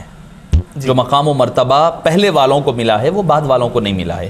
وہ مقام کا انکار ہے, لفظ صحابیت کا انکار نہیں ہو سکتا, کیونکہ آقا کریم علیہ السلام کی نگہ پاک کے لیے کیا نعوذ باللہ پھر یہی سوال آئے گا کہ کیا سرکار دو عالم صلی اللہ علیہ وسلم تزکیہ نفس کے لیے لمبا وقفہ ہونا ضروری ہے کیا؟ سوال وہی ہے میرا, پھر وہیں جا کر رک رہا ہوں میں بالکل کہ کیا اتنا وقفہ چاہیے. آپ کس کس کو نکالیں گے؟ بعض تو اب جیسا کہ آپ حضرات جانتے ہیں بخوبی, چونکہ ہماری طبیعتیں ایسی ہے, جامعہ سے نسبت رہی ہے اور نقشبندیت سے, تو نام لے کر کے کسی کا رد کرنا کرانا, جیسے میں نے ابھی کہا تھا آپ کو کہ جامعہ کا یہ موقف رہا نہیں ہے. کیوں نہیں رہا؟ ہو سکتا ہے لوگ اس پر اعتراض کر دیں گے کہ بھئی جامعہ کا موقف ایسا کیوں ہے صلح کلیت کا. دیکھیے جامعہ افراد پر فتویٰ نہیں دیتا, عقائد پر دیتا ہے. کیونکہ اگر افراد کے لیے, فرد کے لیے آپ بولیں گے ٹھیک ہے ڈرتے کیوں ہیں, قرآن اٹھا کر کے پڑھیے آپ, سرکار دو عالم صلی اللہ علیہ وسلم کو ستانے والے کتنے کفار تھے, بے شمار تھے, مگر ایک ہی کافر کا نام قرآن کریم میں ہے, ابو لہب کا. ابو جہل کا نام نہیں ہے, عتبہ کا نام نہیں ہے, شیبہ کا نام نہیں ہے, ولید کا نام نہیں, کئی کفار ہے. کیوں نہیں ہے؟ نعوذ باللہ, اللہ کو نعوذ باللہ ثم نعوذ باللہ کسی سے ڈر ہے کیا قرآن میں ذکر کرنے میں؟ وَمِنَ النَّاسِ مَن يَقُولُ آمَنَّا, منافقین کا ذکر ہو رہا, لوگوں میں سے کچھ لوگ یہ ہے جو یہ کہتے ہیں. کس کا ڈر ہے اللہ کو نعوذ باللہ؟ تو مطلب یہ ہے کسی کا نام لے کر کے رد نہ کرنا اس بات کی دلیل نہیں ہے کہ وہ ڈر ہے. قرآن میں یہ بھی اسلوب ہے, یہ بھی اسلوب ہے, مگر ایک ہی جگہ اسلوب ملتا ہے نام لے کر کے رد کرنے کا, بلکہ پورا قرآن بغیر نام لے کر کے رد کرتا ہے. وہ اس کی وجہ کیا ہے؟ اگر آپ نام لے کر کے کسی کا رد کریں گے نا تو وہ فتویٰ, وہ بات ان کی حد تک خاص ہو جائے گی. مثال کے طور پر اگر کہے کہ بھئی یہ عقیدہ رکھنے والا یہ شخص فلاں شخص غلط ہے, یہ غلط کام کر رہا ہے, یہ فتویٰ اس پر ہے, تو جتنے فتویٰ پڑھیں گے کہیں گے یہ تو میرا نہیں ہے, تو فلاں نام کے آدمی کا ہے. میں اگر وہ غلط بات ہے بھی تو میں چھوڑ دوں گا اس کو, کیوں؟ فتویٰ میرے خلاف نہیں, میرے خلاف نہیں. اگر اور دوسری چیز یہ کہ مرنے سے پہلے اگر انہیں توبہ کر لیا ہے تو ہمیں تو نہیں معلوم ہے دل کا حال کیا ہے. بالکل دل کا حال کیا ہے وہ تو اللہ بہتر جانتا ہے. اگر وہ معاف فرما دے, وہ قبول کر لے توبہ, معاف کر دے, ہم کون ہوتے ہیں درمیان میں جانے والے؟ بالکل. تو لہٰذا وہ فتویٰ اس کو جامعیت اور یونیورسل بنانے کے لیے, جامعہ کا بھی یہی اسلوب ہے. تو جیسے کہ ابھی حالیہ دنوں میں ایک صاحب کا جو ہے فتح مکہ تو دور کی بات, آپ صلح حدیبیہ کہہ دیا انہوں نے, تو میں نے کہا تھا کہ صلح حدیبیہ کہہ دیں گے آپ تو حضرت ابو ہریرہ نکل جائیں گے وہ فہرست سے. حضرت ابو ہریرہ خیبر کے موقع پر ایمان لائے ہیں, مدینہ پاک پہنچے حضرت ابو ہریرہ رضی اللہ عنہ, اور ان کا اصلی نام عبد الرحمن بن صخر تھا رضی اللہ عنہ. آقا کریم علیہ السلام نے بدل کر عبد الرحمن رکھا تھا, وہ عبد الرحمن بن صخر, اور ان کی کنیت ابو ہریرہ کے نام سے معروف تھے. وہ مدینہ پاک آئے تو پتہ چلا کہ سرکار مدینہ علیہ السلام خیبر کے لیے گئے ہوئے ہیں. وہ پہنچنے لگے, اس دوران جنگ ختم ہو چکی تھی, واپس آئے. تو بہرحال تقریباً 8 سن ہجری میں تشریف لائے, فتح مکہ سے کچھ قبل, صلح حدیبیہ کے بہت بعد. تو پھر 5374 جو احادیث حضرت ابو ہریرہ کی ہے وہ کیا کریں گے ہم؟ نکال دینا پڑے گا کتب احادیث سے. کئی ازواج سے نکاح آپ نے صلح حدیبیہ کے بعد کیا. آپ صلی اللہ علیہ وسلم کے شہزادے حضرت ابراہیم کی ولادت فتح مکہ کے بعد ہوئی ہے, فتح مکہ کے سال ہی ہوئی, فتح مکہ کے بعد ہوئی. کیا کریں گے آپ اب؟ تو لہٰذا آدمی کو چاہیے سوچ سمجھ کر بات کرے. ہاں, جو الفاظ بولا جا رہا ہے کہ اکثر ذکر ہو رہا ہے صحابہ اور طلقاء, لفظ یہ آپ حضرات اکثر سنا کر رہے ہیں. دیکھیے دراصل طلقاء کا کوئی علیحدہ احکام ہمیں کہیں پر نہیں ملتے. کہنے کے لیے آپ صلی اللہ علیہ وسلم کی حدیث پاک ہے, اس سے کسی کو انکار, اذهبوا فانتم الطلقاء کہا گیا, جاؤ تم لوگ, چلے جاؤ تم لوگ طلقاء ہو. طلقاء کہتے ہیں آزاد, یعنی جن کو معاف کر دیا گیا, جن کی گردنیں بخش دی گئی, جن کو قتل نہیں کیا گیا, معاف کر دیا گیا. آپ صلی اللہ علیہ وسلم نے فتح مکہ کے موقع پر سبھی کو معاف فرمایا ہے. تو اس کے تناظر میں کہا کہ تم لوگ آزاد ہو, چلے جاؤ, طلقاء ہو. تو طلقاء کے مطلب بعض حضرات نے یہ لے لیا ہے, اور مور اوور یہ کہ بھئی زیادہ تر اگر اقوال اٹھائیں گے تو اہل تشیع حضرات کے ہے کہ دونوں میں جو فرق کرتے ہیں, ارے ان کے پاس تو صرف 12-15 صحابہ 20 صحابہ ہے, اس کے علاوہ صحابہ ہے ہی نہیں. اب میں نے ایک صاحب کے بارے میں سے سنا, دوسروں کی وساطت سے سنا, انہوں نے کہا, وہی صاحب موصوف نے, کہ حضرت سیدنا ابو بکر صدیق رضی اللہ عنہ کے دنیا سے پردہ فرمانے کے بعد 80,000 صحابہ نے ارتداد کر دیا تھا. یہ روایت میں نے پڑھی تھی اکثر و بیشتر اہل شیعہ حضرات کی کتب میں, مگر اس کا اہل سنت سے کیا تعلق ہے؟ اچھا, اور ایک دوسری بات ہے, اگر ولو بالفرض کسی صحابی کے بارے میں اگر ملتا ہے کہ بھئی وہ ارتداد کی طرف گئے, مرتد ہوئے ہیں, پلٹے ہیں, تو ہمیں اس سے لینا دینا کیا ہے؟ اگر وہ ہے تو وہ اللہ کے درمیان میں, ہم بیان کرنے سے ہمیں تو کوئی ثواب نہیں مل رہا ہے, ہم اس کا چرچا کرنے کی وجہ سے کوئی ہمارے اندر تو ثواب نہیں مل رہا ہے، اگر وہ بات غلط ہے تو وہ ہمارے لیے وبال جان بن رہی ہے۔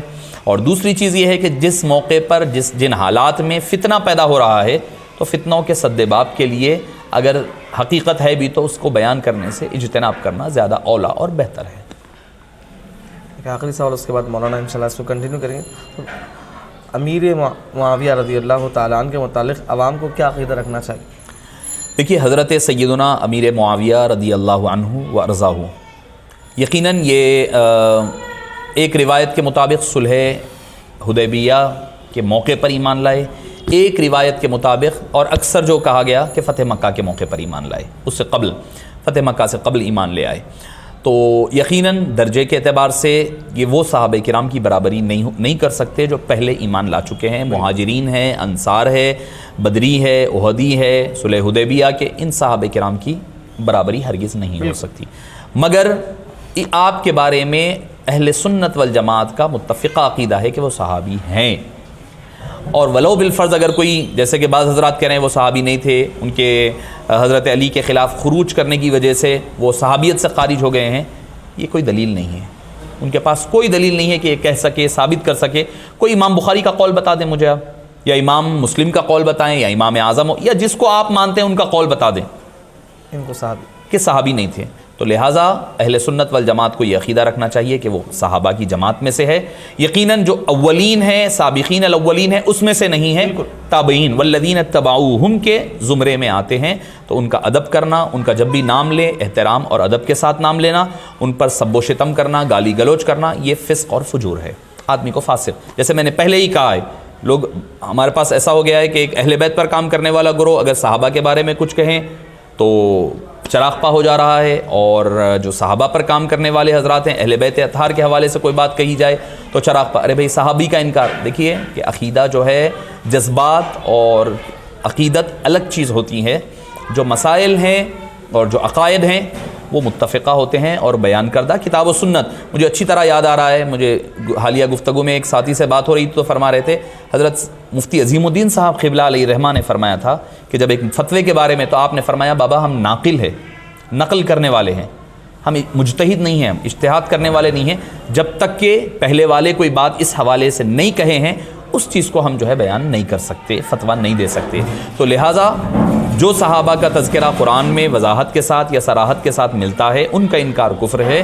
اس کے علاوہ دوسرے صحابہ کرام ہیں جن کا ذکر قرآن کریم میں راست طور پر نہیں ملتا ہے، ان کا انکار فسق اور فجور ہے، آدمی کو گمراہ بنا دے گا، فاسق و فاجر بنائے گا، مگر ہم اس کے اوپر کفر کا فتویٰ نہیں لگا سکتے۔ یہ اعتدال ہے، یہ راہ اعتدال ہے، یہ راہ اعتدال ہے، اس پر قائم رہنے کی ضرورت ہے۔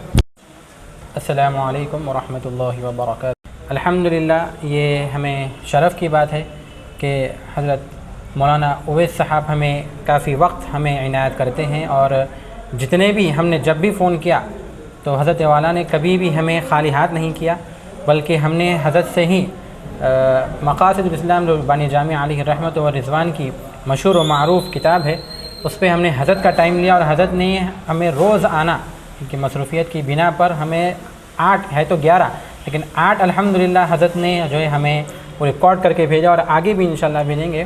کہنے کا مقصد یہ ہے کہ ہم نے جب بھی فون کیا حضرت والا نے ہمیں بالکل ٹائم دیا، اور جہاں ہم رک گئے یا اٹک گئے یا ہم پریشان ہو گئے کہ کیا کرنا چاہیے یا کوئی مسئلے میں ہم رک گئے ہیں، تو حضرت والا نے ہماری ہمیشہ رہنمائی فرمائی۔ میں حضرت کا بہت ہی شکریہ ادا کرتا ہوں کہ ہمیں آپ نے جو ہے موقع عنایت فرمایا۔ حضرت میں آگے آپ سے ایک یہ سوال پوچھتا ہوں کہ امیر معاویہ رضی اللہ تعالیٰ عنہ کے متعلق محدثین کیا کہتے ہیں؟ بسم اللہ الرحمن الرحیم۔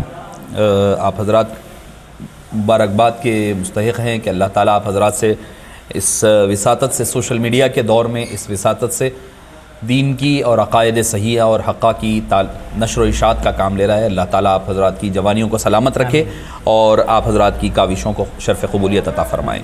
دیکھیے جیسے کہ ابھی گفتگو ہماری ہو رہی تھی کہ حضرت سیدنا امیر معاویہ رضی اللہ عنہ وارضاہ کے حوالے سے کہ آپ کو صحابی ماننا یا نہ مانیں۔ دوسری چیز یہ جو آپ نے اب سوال کیا ہے محدثین کرام کے پاس، دیکھیے محدثین کرام حدیث انہی سے لیتے ہیں جو، جیسے خاص طور پر اب امام بخاری وغیرہ کے بارے میں اگر آپ چلے جائیں تو صحت، سند، ہر چیز کو، درایت، روایت، سب چیز کو دیکھتے ہیں، دیکھ کر کے اس پر فیصلہ کر کے اپنی صحیح میں احادیث کو شامل کیا کرتے ہیں. اور اگر کہیں پر امام بخاری علیہ الرحمہ کو تھوڑا سا بھی شائبہ ہو جائے ان کے اپنے پرسنل کیریکٹر، کردار کے بارے میں، تو امام بخاری وہ روایت چھوڑ دیا کرتے ہیں. جیسے کہ اکثر آپ مشہور سنا کرتے ہیں، ہم اپنے اساتذہ شیخ الحدیث صاحب قبلہ علیہ الرحمہ سے سنا کرتے تھے کہ ایک شخص جو ہے اپنے گھوڑے کو دھوکے کے ذریعے سے بلانے کی کوشش کر رہا تھا. حالانکہ ان کے ایک حدیث تھی، امام بخاری حدیث لینے کے لیے گئے، جب دیکھا کہ وہ دھوکہ ایک گھوڑے کو دے رہے ہیں، جانور کو، تو انہوں نے کہا اس شخص سے میں کیسے حدیث لوں جو آدمی اپنی پرسنل لائف میں کسی کو دھوکہ دے رہا ہے. اور ایک واقعہ مجھے بات سر دست یاد آئی ہے بات کہ ایک مرتبہ حضرت امام بخاری سفر کر رہے تھے سمندری، تو ایک آدمی سے دوستی ہو گئی، بات چیت ہونے لگی. تو اس نے کہا آپ کدھر جا رہے ہیں؟ تو آپ نے کہا کہ میں تجارت کے ضمن میں کپڑا خریدنے جا رہا ہوں. بولے کتنے پیسے؟ تو اس نے غالباً 40,000 درہم یا دینار کچھ ہے کہا حضرت امام بخاری نے. تو وہ سن لیا اور اس کے دل میں لالچ پیدا ہوئی. کچھ دیر کے بعد اس نے اعلان کر دیا کہ میرے 40,000 درہم چوری ہو چکے ہیں.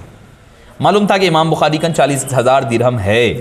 اب اس کو یہ تھا کہ جب تلاش کیا جائے گا تو امام بخاری کن سے ایگزیکٹلی 40,000 نکلیں گے، بات طے ہو جائے گی کہ اسی کے تھے، امام بخاری نے چوری کی. اب اس کے بعد جب تلاشی شروع ہوئی کسی کے پاس سے بھی پیسہ نہیں نکلا. جب سمندر کا راستہ ختم ہو کر باہر آئے، آنے کے بعد پوچھا کہ بھئی پیسہ کہاں ہے؟ امام بخاری آپ تو اتنے بڑے امام ہیں، آپ نے دھوکہ دیا، جھوٹ بولا. تو آپ نے فرمایا کہ نہیں. بولے پیسے ہے؟ بولے ہاں تھے پیسے. پھر کیا؟ بولے جیسے ہی تم نے کہا کہ چوری ہو گئے میں نے اس کو سمندر میں ڈال دیا. بولے کیوں ڈال دیا تم نے؟ بولے مجھے پیسہ جانے کا اندیشہ نہیں تھا، مگر چونکہ مجھ پر چوری کا الزام لگ جائے گا اور میری روایت اور درایت کو بھی لوگ مشکوک بنا دیں گے، چونکہ میں حدیث کا کام کر رہا ہوں، اس صحت کو برقرار رکھنے کے لیے میں نے 40,000 درہم کو سمندر کے حوالے کر دیا.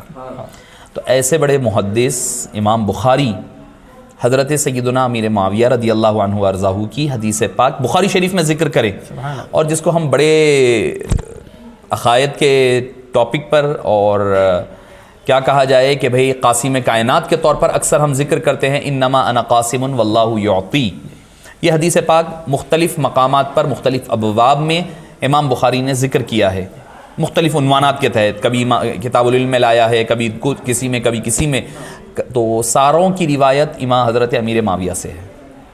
تو اگر حضرت امیر معاویہ رضی اللہ عنہ وارضاہ کی شخصیت مجروح ہوتی یا وہ صحابہ کرام میں شامل نہ ہوتے، بشری تقاضے کے تحت میں نے جیسے کہا نا کہ بشر ہونے کے اعتبار سے انسان سے، صحابہ سے غلطی کا امکان ہے، ہو سکتی ہے، جیسے کہ ہے، ہم خود کہتے ہیں قطع اجتہادی وغیرہ جو حضرت مولا مشکل کشا کے مخالفت میں جب بھی تھے یا پھر امام حسن کے خلاف ہے تو قطع اجتہادی ہم خود مانتے ہیں، اس سے انکار نہیں ہے، وہ خطا ہے، ضرور ہے.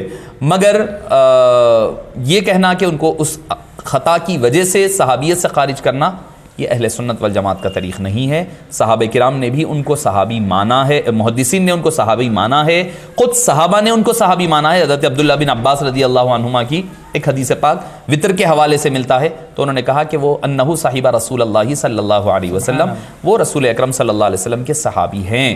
تو مطلب یہ کہ تعداد پر اور طریقہ کار پر، وطر پر بحث ہو رہی تھی، تو آپ نے فرمایا انہو صاحب النبی صلی اللہ علیہ وسلم، آپ صلی اللہ علیہ وسلم کے وہ صحابی. تو لہٰذا وہ صحابی ہیں محدثین کے نزدیک، تبھی تو محدثین کرام نے آپ کی احادیث کا تذکرہ کیا ہے. اب رہی بات ایک ذیلی جواب شاید حضرت امیر معاویہ کے جو پہلے سوال آیا تھا اسی کے حوالے سے ہے کہ لوگ کہتے ہیں کہ بھئی آپ کی فضیلت میں کوئی صحیح حدیث نہیں ہے، اکثر کہا جاتا ہے.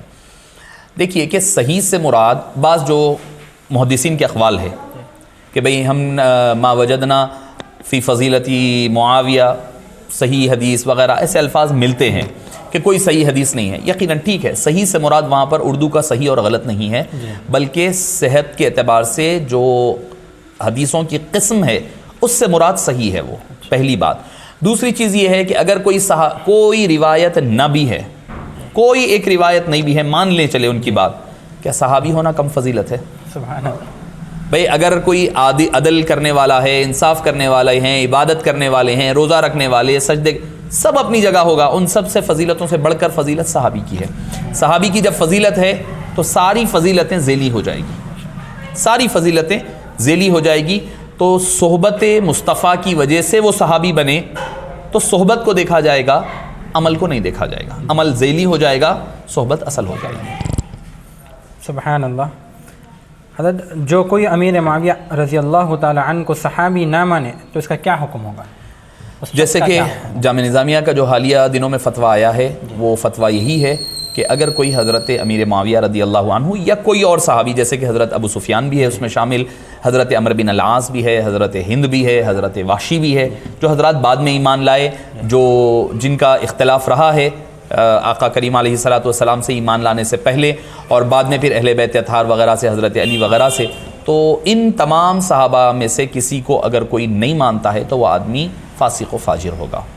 جن کا ذکر قرآن کریم میں راست طور پر آیا ہے ان کا انکار آدمی کو کافر بنا دیتا ہے، اور صحابہ میں سے جو بعد والے ہیں، جیسے کہ رد مختار، در مختار وغیرہ میں ہمیں اس کی عبارتیں ملتی ہیں کہ فہو فسق و طغیان و کفر کے الفاظ ملتا ہے کہ آدمی جو ہے فسق اور فجور، فاسق اور فاجر ہو جائے گا جو حضرت امیر معاویہ رضی اللہ عنہ کی صحابیت سے انکار کرتا ہے۔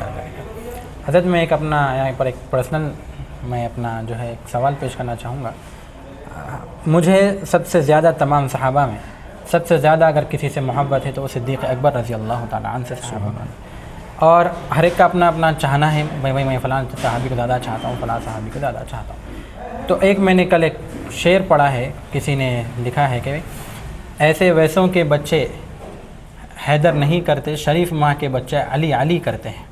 تو اب مجھے صدیق اکبر سے بہت زیادہ محبت ہے، اور میرا وہ فیوریٹ ٹاپک بھی ہے بحیثیت عالم، جب میں کہیں بیان کرنے جاتا ہوں تو اب جہاں جو مجھے اگر مولا علی کی شان میں اگر بیان کرنا ہوگا تو میں ضرور کروں گا، اور ان کی محبت ہمارے دل میں ہے ہی ہے۔ حضور نے فرمایا علی کی محبت سی ایمان ہے، اور علی کی محبت نہ رکھنے والا منافق ہے، آپ نے کہا۔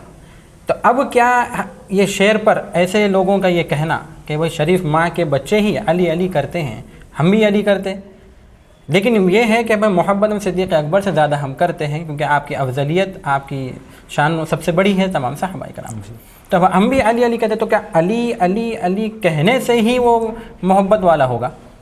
آپ اس پہ گفتگو فرمائیں۔ دیکھیے، پہلی بات یہ ہے کہ افضلیت یقیناً صدیق اکبر رضی اللہ عنہ کے لیے ہی روا ہے، اور آپ ہی کا اہل سنت والجماعت کا یہ متفق عقیدہ ہے عقیدے میں۔ اب اگر رہی بات محبت کی، قلبی تعلق کے جھکاؤ کی، تو اس پر کسی کا کوئی فتویٰ بھی نہیں لگتا، کوئی فتویٰ نہیں لگا۔ اگر کوئی کہے کہ بھئی مجھے جو ہے کسی ایک صحابی سے محبت ہے، سب سے زیادہ محبت ہے حضرت ابوبکر صدیق کو چھوڑ کر، آپ کہے حضرت عمر، کوئی کہے حضرت علی، کوئی کہے حضرت عثمان، کوئی کہے حضرت بلال، کون ہے؟ حضرت مہر علی شاہ صاحب علیہ رحمہ فرماتے ہیں کہ میں ابوبکر صدیق کو افضل مانتا ہوں، مگر مجھے سب سے زیادہ محبت بلال حبشی سے۔ سبحان اللہ۔ تو آدمی محبت کسی سے بھی ہو سکتی ہے، قلبی میلان ایک الگ شے ہو سکتی ہے۔ دیکھیے، دوسری چیز یہ ہے کہ اب اگر کوئی سید ہے تو اگر وہ حضرت ابوبکر صدیق کو افضل مان رہا ہے، اولاد ہونے کے اعتبار سے اگر حضرت علی سے محبت زیادہ ہوتی ہے، ایک فطری چیز بھی ہے، اس سے کوئی انکار نہیں کر سکتا۔ اگر فطری طور پر اگر محبت ہے مگر کسی کی تنقیص نہیں ہو رہی ہے، اور فضیلت خلافت ترتیب کو ہی مانتے ہوئے حضرت علی سے زیادہ محبت کر رہے ہیں، تو ایسی صورتحال میں اس پر کوئی فتویٰ نہیں صادر ہوگا، اور یہ کوئی خلاف شرع بھی نہیں ہے۔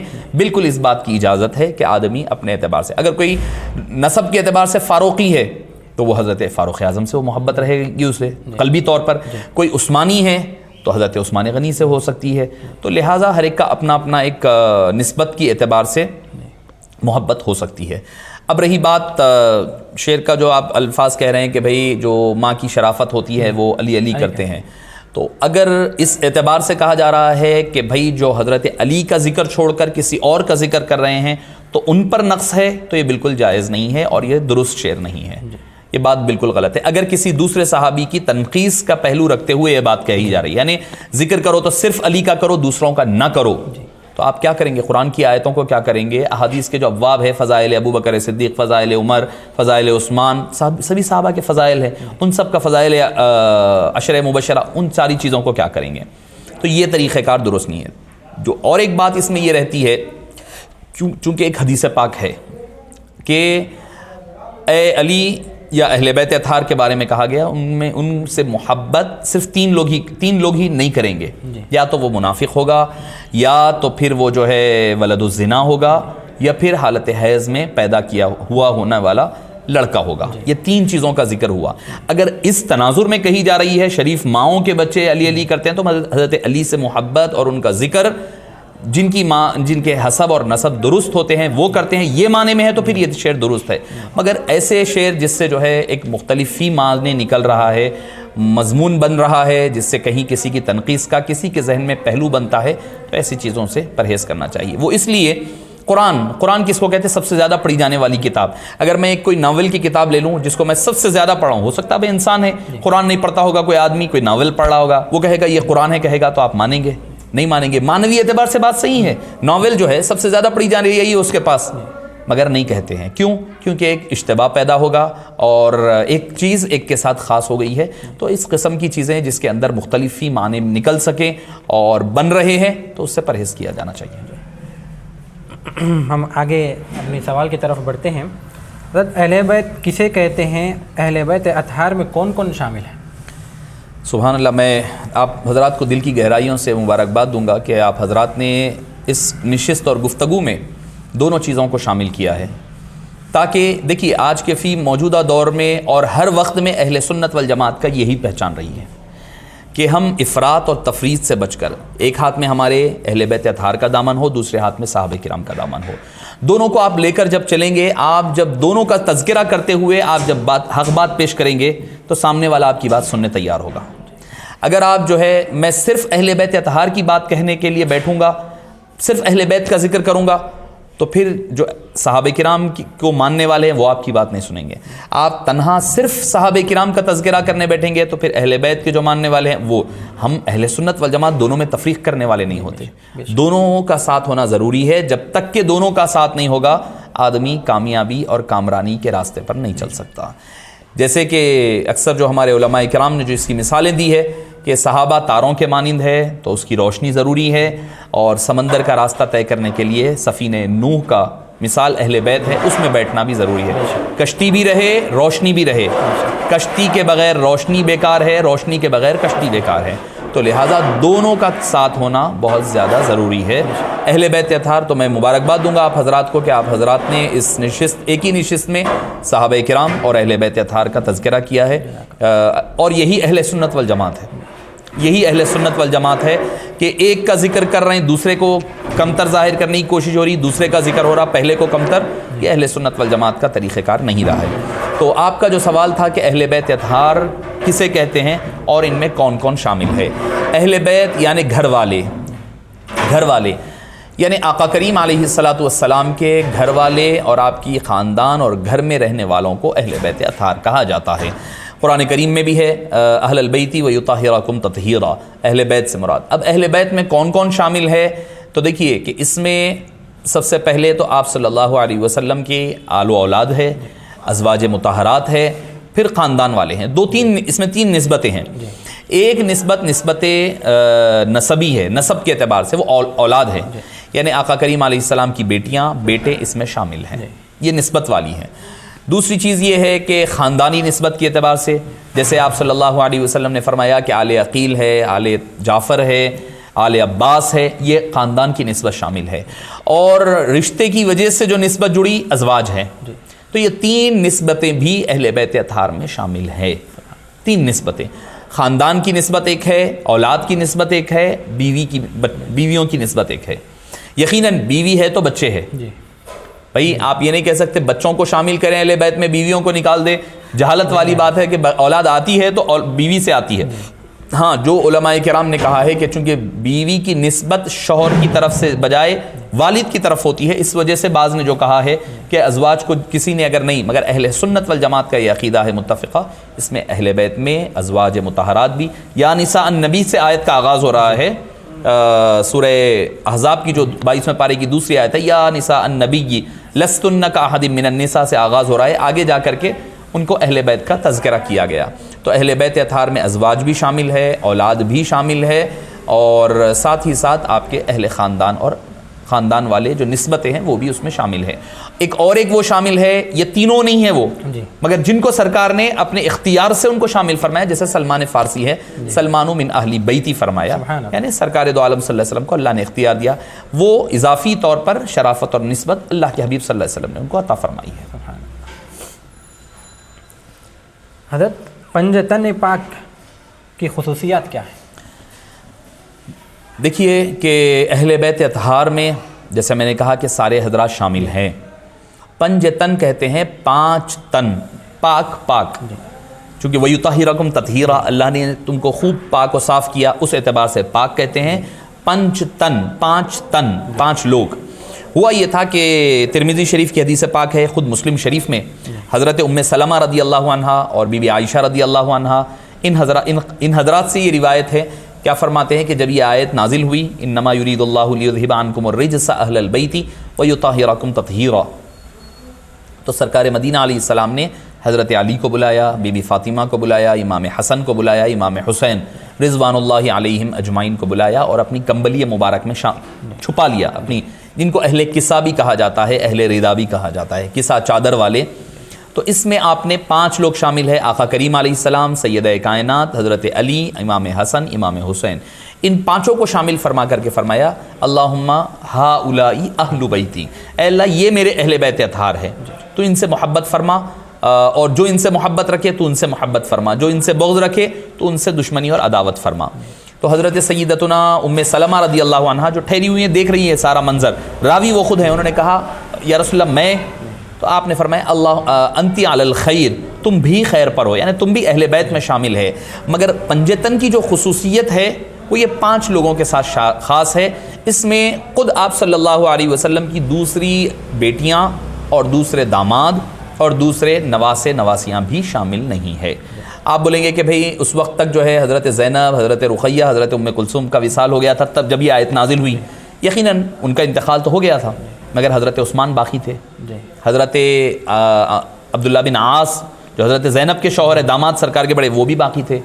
آپ کی نواسی حضرت امامہ بھی بقید حیات تھیں، وہ تو حضرت علی سے بعد میں جا کر کے نکاح بھی ہوا ہے حضرت امامہ کا.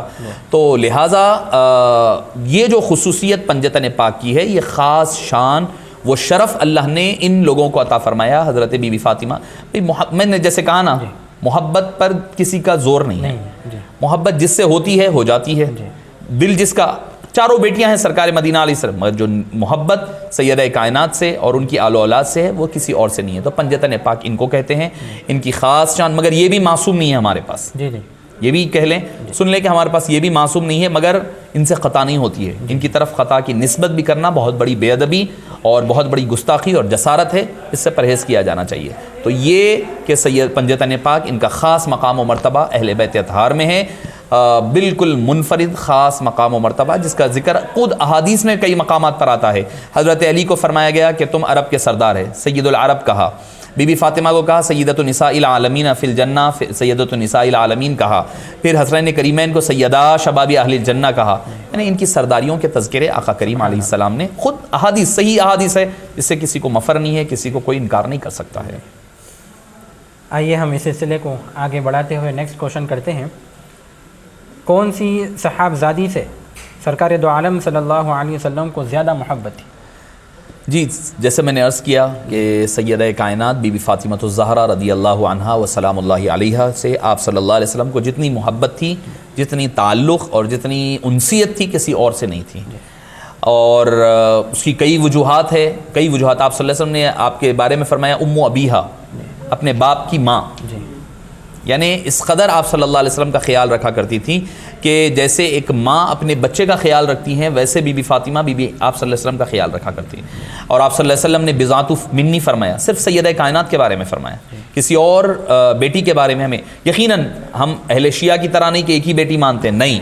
ہمارے پاس بی بی زینب، حضرت رقیہ، حضرت ام کلثوم اور حضرت بی بی فاطمہ، آپ صلی اللہ علیہ وسلم کی یہ 4 بیٹیاں اور 3 شہزادے، حضرت قاسم، حضرت عبداللہ اور حضرت ابراہیم ہیں اہل سنت والجماعت کے نزدیک. مگر ان سب میں جو نسبت، جو تعلق، جو محبت، جو مودت اور جو وابستگی، وارفتگی سیدہ کائنات کے ساتھ تھی، کسی اور کے ساتھ نہیں تھی. بذات منی فرمایا. جب بھی کوئی سفر پر جاتے تو سب سے آخر میں سیدہ کائنات کے گھر جاتے، اور جب شہر واپس آتے تو سب سے پہلے سیدہ کائنات کے گھر آپ تشریف لے جایا کرتے. وہ آتی تو اٹھ کر ٹھہر جاتے، سب کہتے فدا کا امی و ابی یا رسول اللہ. سبحان. سیدہ کائنات آتی تو بی بی سرکار فرماتے فدا کا امی و ابی یا فاطمہ. اندازہ لگائیے محبتوں کا، تعلقات کا. اور پھر فرمایا ان کی شان اور شوکت صرف دنیا، اور یہ بھی فرمایا ہر ایک کا نسب مرد سے چلا، بیٹوں سے چلا، سوائے سیدہ کائنات بی بی فاطمہ کے، کہ ان کا نسب جو ہے فاطمہ کے ذریعے سے، میرا نسب فاطمہ کے ذریعے سے چلے گا۔ تو جو محبت سرکار دو عالم صلی اللہ علیہ وسلم کو بی بی فاطمہ رضی اللہ عنہا سے تھی، وہ محبت کسی اور بیٹی سے نہیں تھی۔ بیٹی ہونے کے اعتبار سے سب سے محبت ہے، سب سے تعلق ہے، ہر ایک کا حق ادا کر رہے ہیں، مگر قلبی میلان اور قلبی تعلق سیدہ کائنات کی طرف، اس کی بڑی وجہ یہ بھی تھی کہ آپ ہی سے سارا سلسلہ چلنا تھا، اور سبھی یہی سلسلہ جو ولایت کا ہو، جیسے کہ سیدی محدث دکن علیہ رحمٰن نے شہادت نامے میں تذکرہ فرمایا کہ بھئی اللہ تعالیٰ نے میرے یعنی نور نبوت کو اور نور ولایت کو ایک ساتھ، میرے اور علی کے نور کو ایک ساتھ پیدا کیا۔ پھر وہ آتے آتے حضرت عبداللہ اور حضرت عبد المطلب میں جدا جدا ہوا، ادھر سے نور نبوت حبیب پاک کی شکل میں، نور ولایت حضرت مولا مشکل کشا کی شکل میں۔ پھر محدث دکن نے وہ حدیث قرآن کی آیت کوٹ کی وہاں پر، مرج البحرین یلتقیان بینہما برزخ لا یبغیان یخرج منہما اللؤلؤ والمرجان، لؤلؤ والمرجان سے مراد حسنین کریمین ہے فرمایا۔ تو لہٰذا یہ بھی نسبتیں تھیں، یہ بھی وجوہات تھی۔ اللہ کے حبیب صلی اللہ علیہ وسلم اور بہتر جانتے ہیں کہ وہ اور کیا کیا تعلق وجوہات تھی، مگر جو نسبت سیدہ کائنات کو آقا کریم علیہ السلام سے تھی، وہ نسبت کسی اور کو حاصل نہیں رہی ہے۔ سبحان اللہ۔ حضرت یہ فرمائیے صحابہ و اہل بیت اطہار کے بارے میں اہل سنت والجماعت کو عقیدہ کیا رکھنا چاہیے؟ آج کوئی صحابہ کی شان میں غلو کر دیتا ہے تو اہل بیت اطہار کو چھوڑ رہا ہے، کوئی اہل بیت اطہار کی شان میں غلو کر رہا ہے تو صحابہ کو چھوڑ دے رہا ہے۔ اہل سنت والجماعت کا عقیدہ کیا ہے؟ اور ہر یہ صرف ان کو بھی اور جو گمراہ ہیں ان کے لیے بھی ایک میسج ہو جائے گا کہ بھئی عقیدہ رکھنا کیا ہے دونوں کے بارے میں۔ دیکھیے دونوں کی نسبت حبیب پاک ہے، سبحان اللہ، نسبت مصطفیٰ اصل چیز ہے۔ سبحان اللہ۔ صحابہ کو آپ مان رہی، کون ہے صحابہ؟ سرکار کے صحبت میں رہنے والے صحابہ، تو انہوں صحابی بنے سرکار کی صحبت کی وجہ سے۔ اہل بیت بنے کیسے؟ سرکار کے گھر والے ہونے کی وجہ سے بنے۔ تو نسبت جو دونوں کامن ہے وہ آقا کریم علیہ السلام ہے۔ ہمیں دونوں کے ذریعے سے آقا کریم کی دہلیز تک پہنچنا ہے۔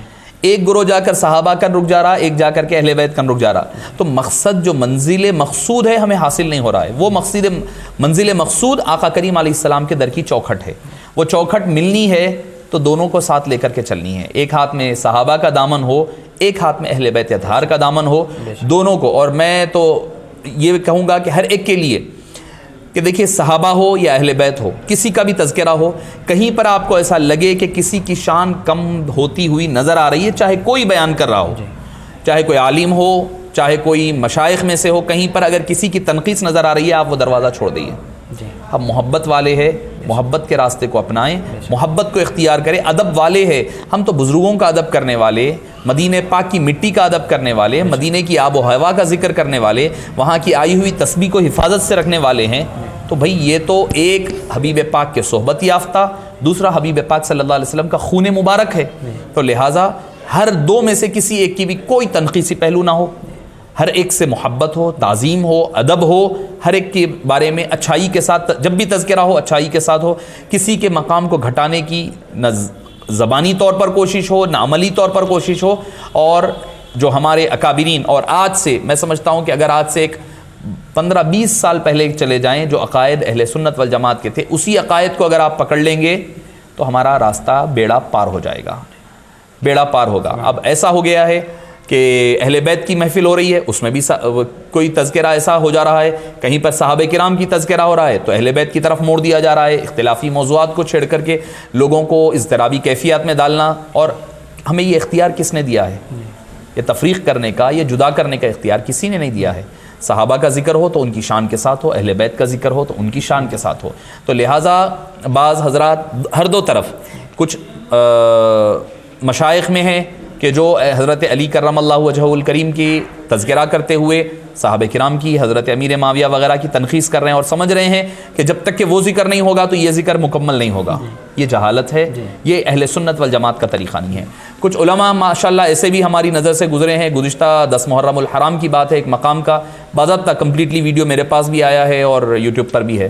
10 محرم الحرام کو جلسہ فضائل شہادت امام حسین ہو رہا ہے، اس میں حضرت کی تقریر کس پر چل رہی ہے کہ یزید کی جو جانشینی ہوئی اس کو صحیح ثابت کرنے کے لیے اس پر پورا زور دیا جا رہا ہے۔ تو اس قسم کی چیزیں ہر دو طرف سے ہو رہی ہے اور ہر دو طرف جو ہے انتشار پیدا ہو رہا ہے. اس کی وجہ سے عوام اہل سنت پریشان ہیں. ہم سمجھ رہے ہیں کہ بھئی ہم ان کا جواب دے رہے ہیں, ان کا جواب دے رہے ہیں, مگر درمیان میں عوام اہل سنت بدظن ہو رہی ہے, راستے چھوڑ کر کے وہ چلے جا رہے ہیں. کوئی اہل حدیث بن رہا ہے, کوئی تبلیغی بن رہا ہے, تو اس کا وبال اگر ایسا ہوتا ہے تو وہ حضرات جو یہ اختلافی موضوعات پر چھیڑ کر کے لوگوں کو پریشان اس طرح بھی کیفیت میں ڈالے ہوئے ہیں, تو اس کے ذمہ دار وہی حضرات ہوں گے, اور عند اللہ و عند رسول وہ جواب دے رہیں گے. تو عوام اہل سنت کے لیے یہ ہے کہ آپ جو ہے ادب کے ہاتھ دامن کو ہاتھ سے نہ چھوڑیں, چاہے وہ صحابہ کا ہو, چاہے اہل بیت کا ہو, چاہے اولیاء کا ہو. ادب والے ہیں, ادب والے بن کر کے رہیں.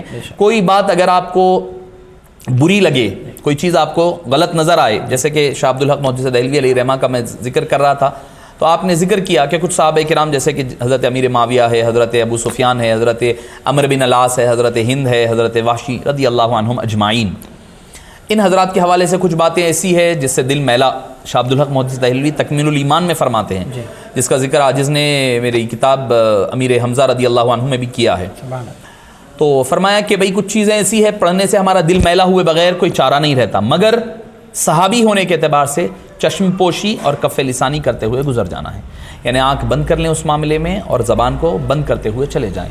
ہو سکتا ہے کہ بھئی بشری تقاضے کے تحت ہمارے پاس جو بات آئی ہے ہو سکتا ہے کہ صحیح ہو یا نہ ہو, نہیں بول سکتے ہم. درایت اور روایت اگر صحیح بھی ہے تو خاموشی اختیار کرتے ہوئے, چشم پوشی کرتے ہوئے چلے جانا یہ اولا اور افضل ہے. کسی کے تنخیص کی طرف نہ جائیں. اگر تعظیم اور ادب کا پہلو ہو سکتا ہے بیان کرے, نہیں ہو سکتا ہے تو خاموشی اختیار کرنا یہ نجات کی باعث بننے والا ہے. سبحان اللہ. آئیے اس نشست کے ہم سیکنڈ لاسٹ کوشچن کی طرف ہم جا رہے ہیں. حضرت یہ فرمائیے ائمہ اہل بیت کے بارے میں اہل سنت والجماعت کا کیا عقیدہ ہے؟ دیکھیے کہ ائمہ اہل بیت اطہار, جس کو عمومی طور پر ائمہ اثنا عشر بھی کہا جاتا ہے, یہ جب ذکر ہوتا ہے تو میں سمجھتا ہوں غالباً آپ حضرات ہی کی پاس غالباً عاجز نے اس عنوان کے تحت ائمہ اہل بیت اطہار پر اہل سنت والجماعت کا کیا موقف ہے تفصیلی خطاب آپ حضرات کے پاس کیا ہوں میں. جب یہ بات کہی جاتی ہے ائمہ اہل بیت اطہار یا ائمہ اثنا عشر, تو لوگوں میں یہ ذہن میں بات آتی ہے کہ یہ شیعہ حضرات کے ہیں. تو یاد رکھیں یہ شیعہ کے نہیں ہے, وہ تو ہے ہمارے, ہم نے ان کو چھوڑ دیا اسی لیے وہ سمجھتے ہیں کہ وہ ان کے ہو گئے ہیں.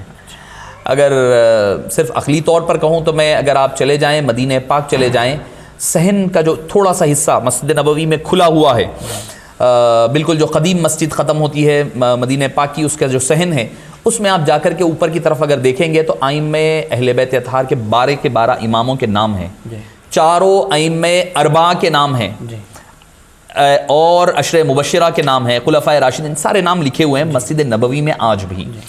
اگر یہ شیعوں کی بات ہوتی تو پھر مسجد نبوی میں کیا کر رہی ہوتی؟ سوال سب سے پہلا یہ ہے. دوسری بات یہ ہے کہ ائمہ اہل بیت اطہار نسب کے اعتبار سے یہ شرافت اور شرافت نسب کی وجہ سے ان کا مقام و مرتبہ بہت بلند, علم میں, فضل میں, طہارت و تقوی میں اپنے مقام پر یہ اعلیٰ ترین اپنے دور کے, یہ صحابہ میں سے نہیں ہے. اگر آپ حضرت امام حسین کے بعد دیکھیں گے تو امام زین العابدین ہیں, امام زین العابدین سے لے کر امام مہدی تک جتنے بھی ہیں وہ سارے کے سارے تابعین, طب تابعین اور لاحقین بعد والے حضرات ہیں, یہ صحابہ میں سے نہیں ہے. حضرت امام حسین تک صحابیت ثابت ہے. تو معزز سامعین کرام, ان کی طہارت, مقام, مرتبہ, شرافت, علم, علو مرتبہ اپنے دور کے میں سمجھتا ہوں یہ مقام غوثیت کبریٰ پر فائز تھے.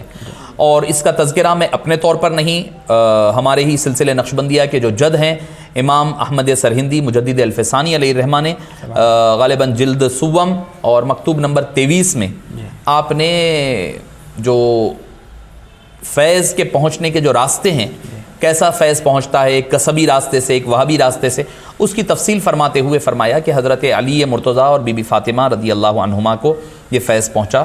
اس کے بعد حسنین کریمین کو بالترتیب امام حسن, امام حسین, غوثیت کبریٰ کا, پھر اس کے بعد یہ سلسلہ ائمہ اثنا عشر تک, اور اثنا عشر کا لفظ انہوں نے استعمال کیا ہے, مجدد الفسانی رحمۃ اللہ علیہ نے استعمال کیا ہے. کبھی ہم کہتے ہیں تو لوگ پریشان ہو جاتے ہیں, بھئی یہ تو کہاں سے لے کر آئے, تخصیص کہاں سے؟ تخصیص جو ہے مجدد الفسانی رحمۃ اللہ علیہ کیے ہیں, میں آپ نہیں کر رہا ہوں, یہ شاہ عبدالحق محدث دہلوی کو بھی آپ پڑھ سکتے ہیں, وہاں بھی مل جائے گا.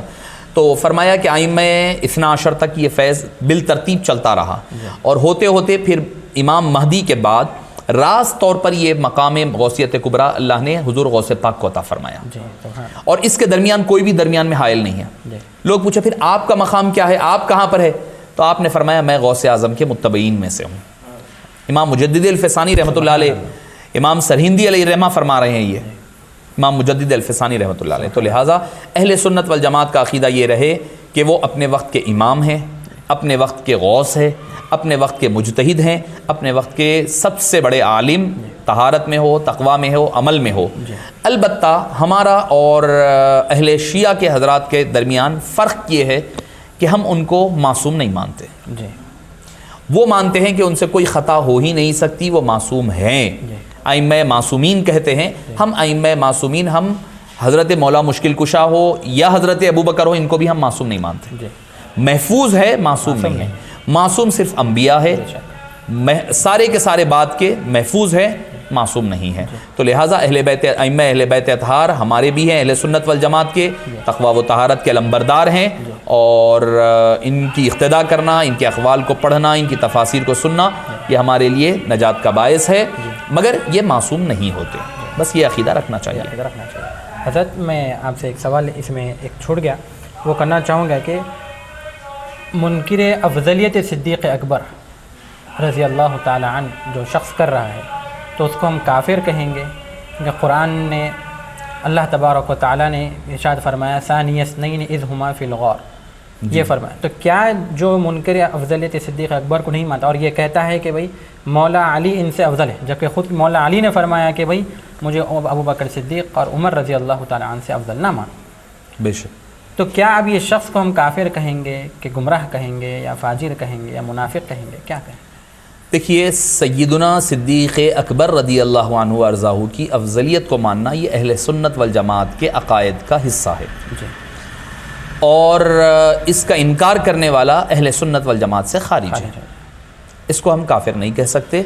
جیسے کہ اہل شیعہ حضرات ہیں، ہم اہل شیعہ کو کافر نہیں کہتے، فاسق و فاجر کہیں گے، اہل سنت والجماعت کے عقائد کے خلاف کہیں گے۔ یہی فتویٰ جامعہ نظامیہ کا فتویٰ ہے، جو حضرت مفتی عظیم الدین صاحب قبلہ علیہ رحمہ نے جو تفصیلی فتویٰ دیا ہے، اس میں یہی ہے کہ یہ اہل سنت والجماعت کے عقائد کے خلاف ہوگا اور اہل سنت والجماعت کا حصہ نہیں ہوگا۔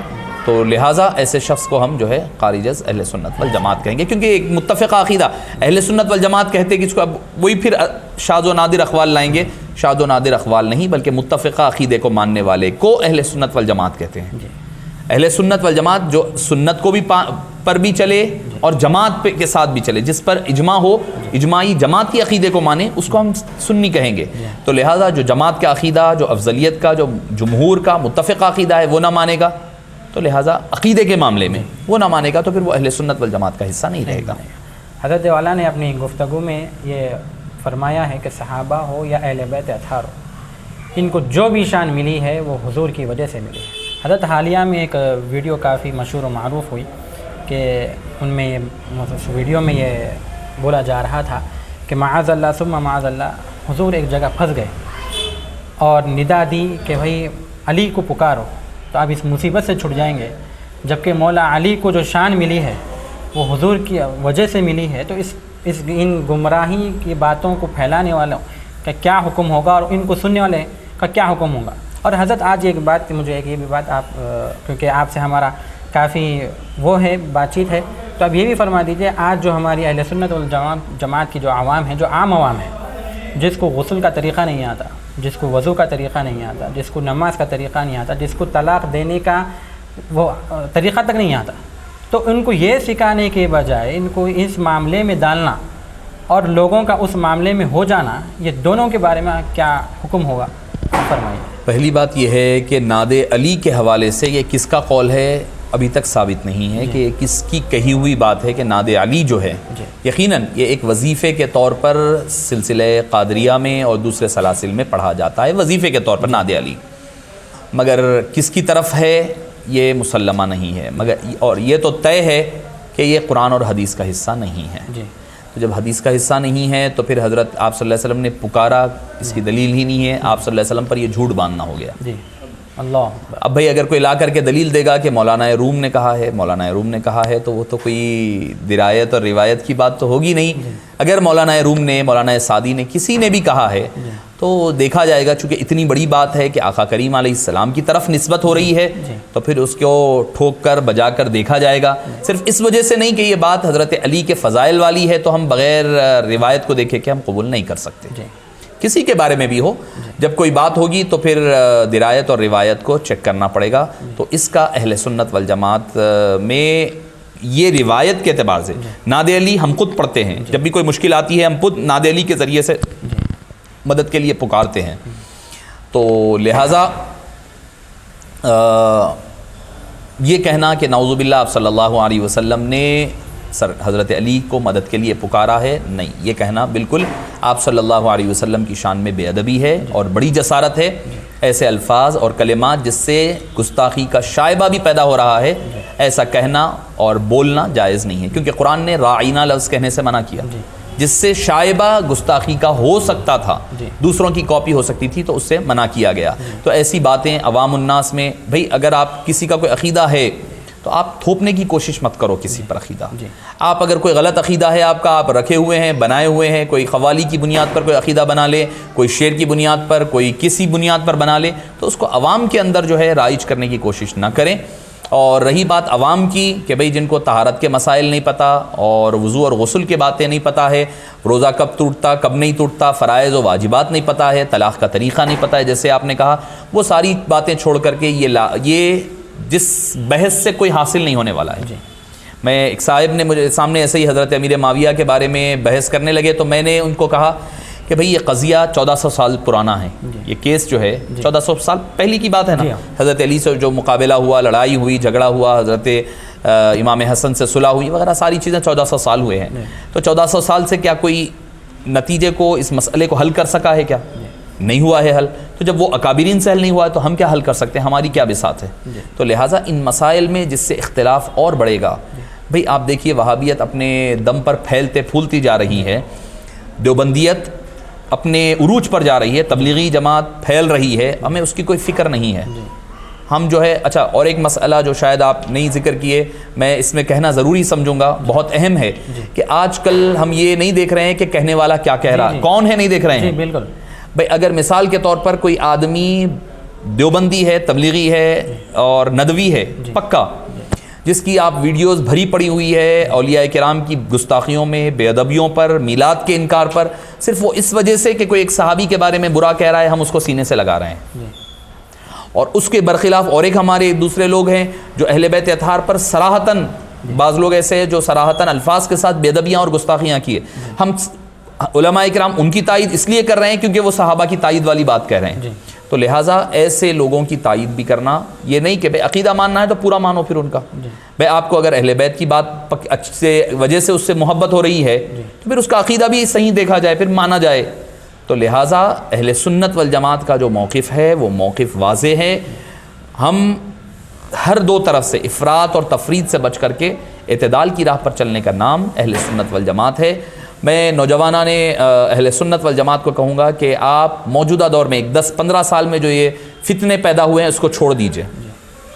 ایک 15-20 سال پہلے کے علماء کرام کے کتابیں اگر ہے تو ان کی ویڈیوز اگر موجود ہو تو اس کا مطالعہ کریں، ان کو فالو کریں. یہ جھگڑے یہ 10-15 سال درمیان میں اٹھنے والے ہے تو یہ پرانے قضیے، مگر ہوتا یہ ہے کہ جب بھی کوئی رجب آ جاتا ہے یا پھر جو ہے جمادی الاولیٰ، جمادی ثانی، رجب، ایسے مہینے آتے ہیں جس میں محرم آتا ہے تو پھر یہ رینیول کر لیتے ہیں. مقررین کے لیے بہت سارا میٹیریل جمع ہو جاتا ہے، ان کے لیے بھی دوسرے موضوعات پر کام کرنے کی بجائے اختلافی موضوع پر گفتگو کرنے لگتے ہیں تاکہ ان موضوعات کے ذریعے سے اپنی شخصیت کو منوا رہے ہیں یا چمکا رہے ہیں.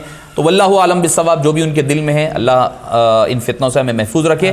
تو اپنے قدیم جو اسلاف ہیں ان کے راستے پر چلیں، ان کے طریقے کو اپنائیں اور ان کی کتابیں پڑھیں، ان کی کتابوں کا مطالعہ کریں اور اسی پر کامزن رہیں. اسی سے ہماری دنیا اور آخرت سنور سکتی ہے. سبحان اللہ.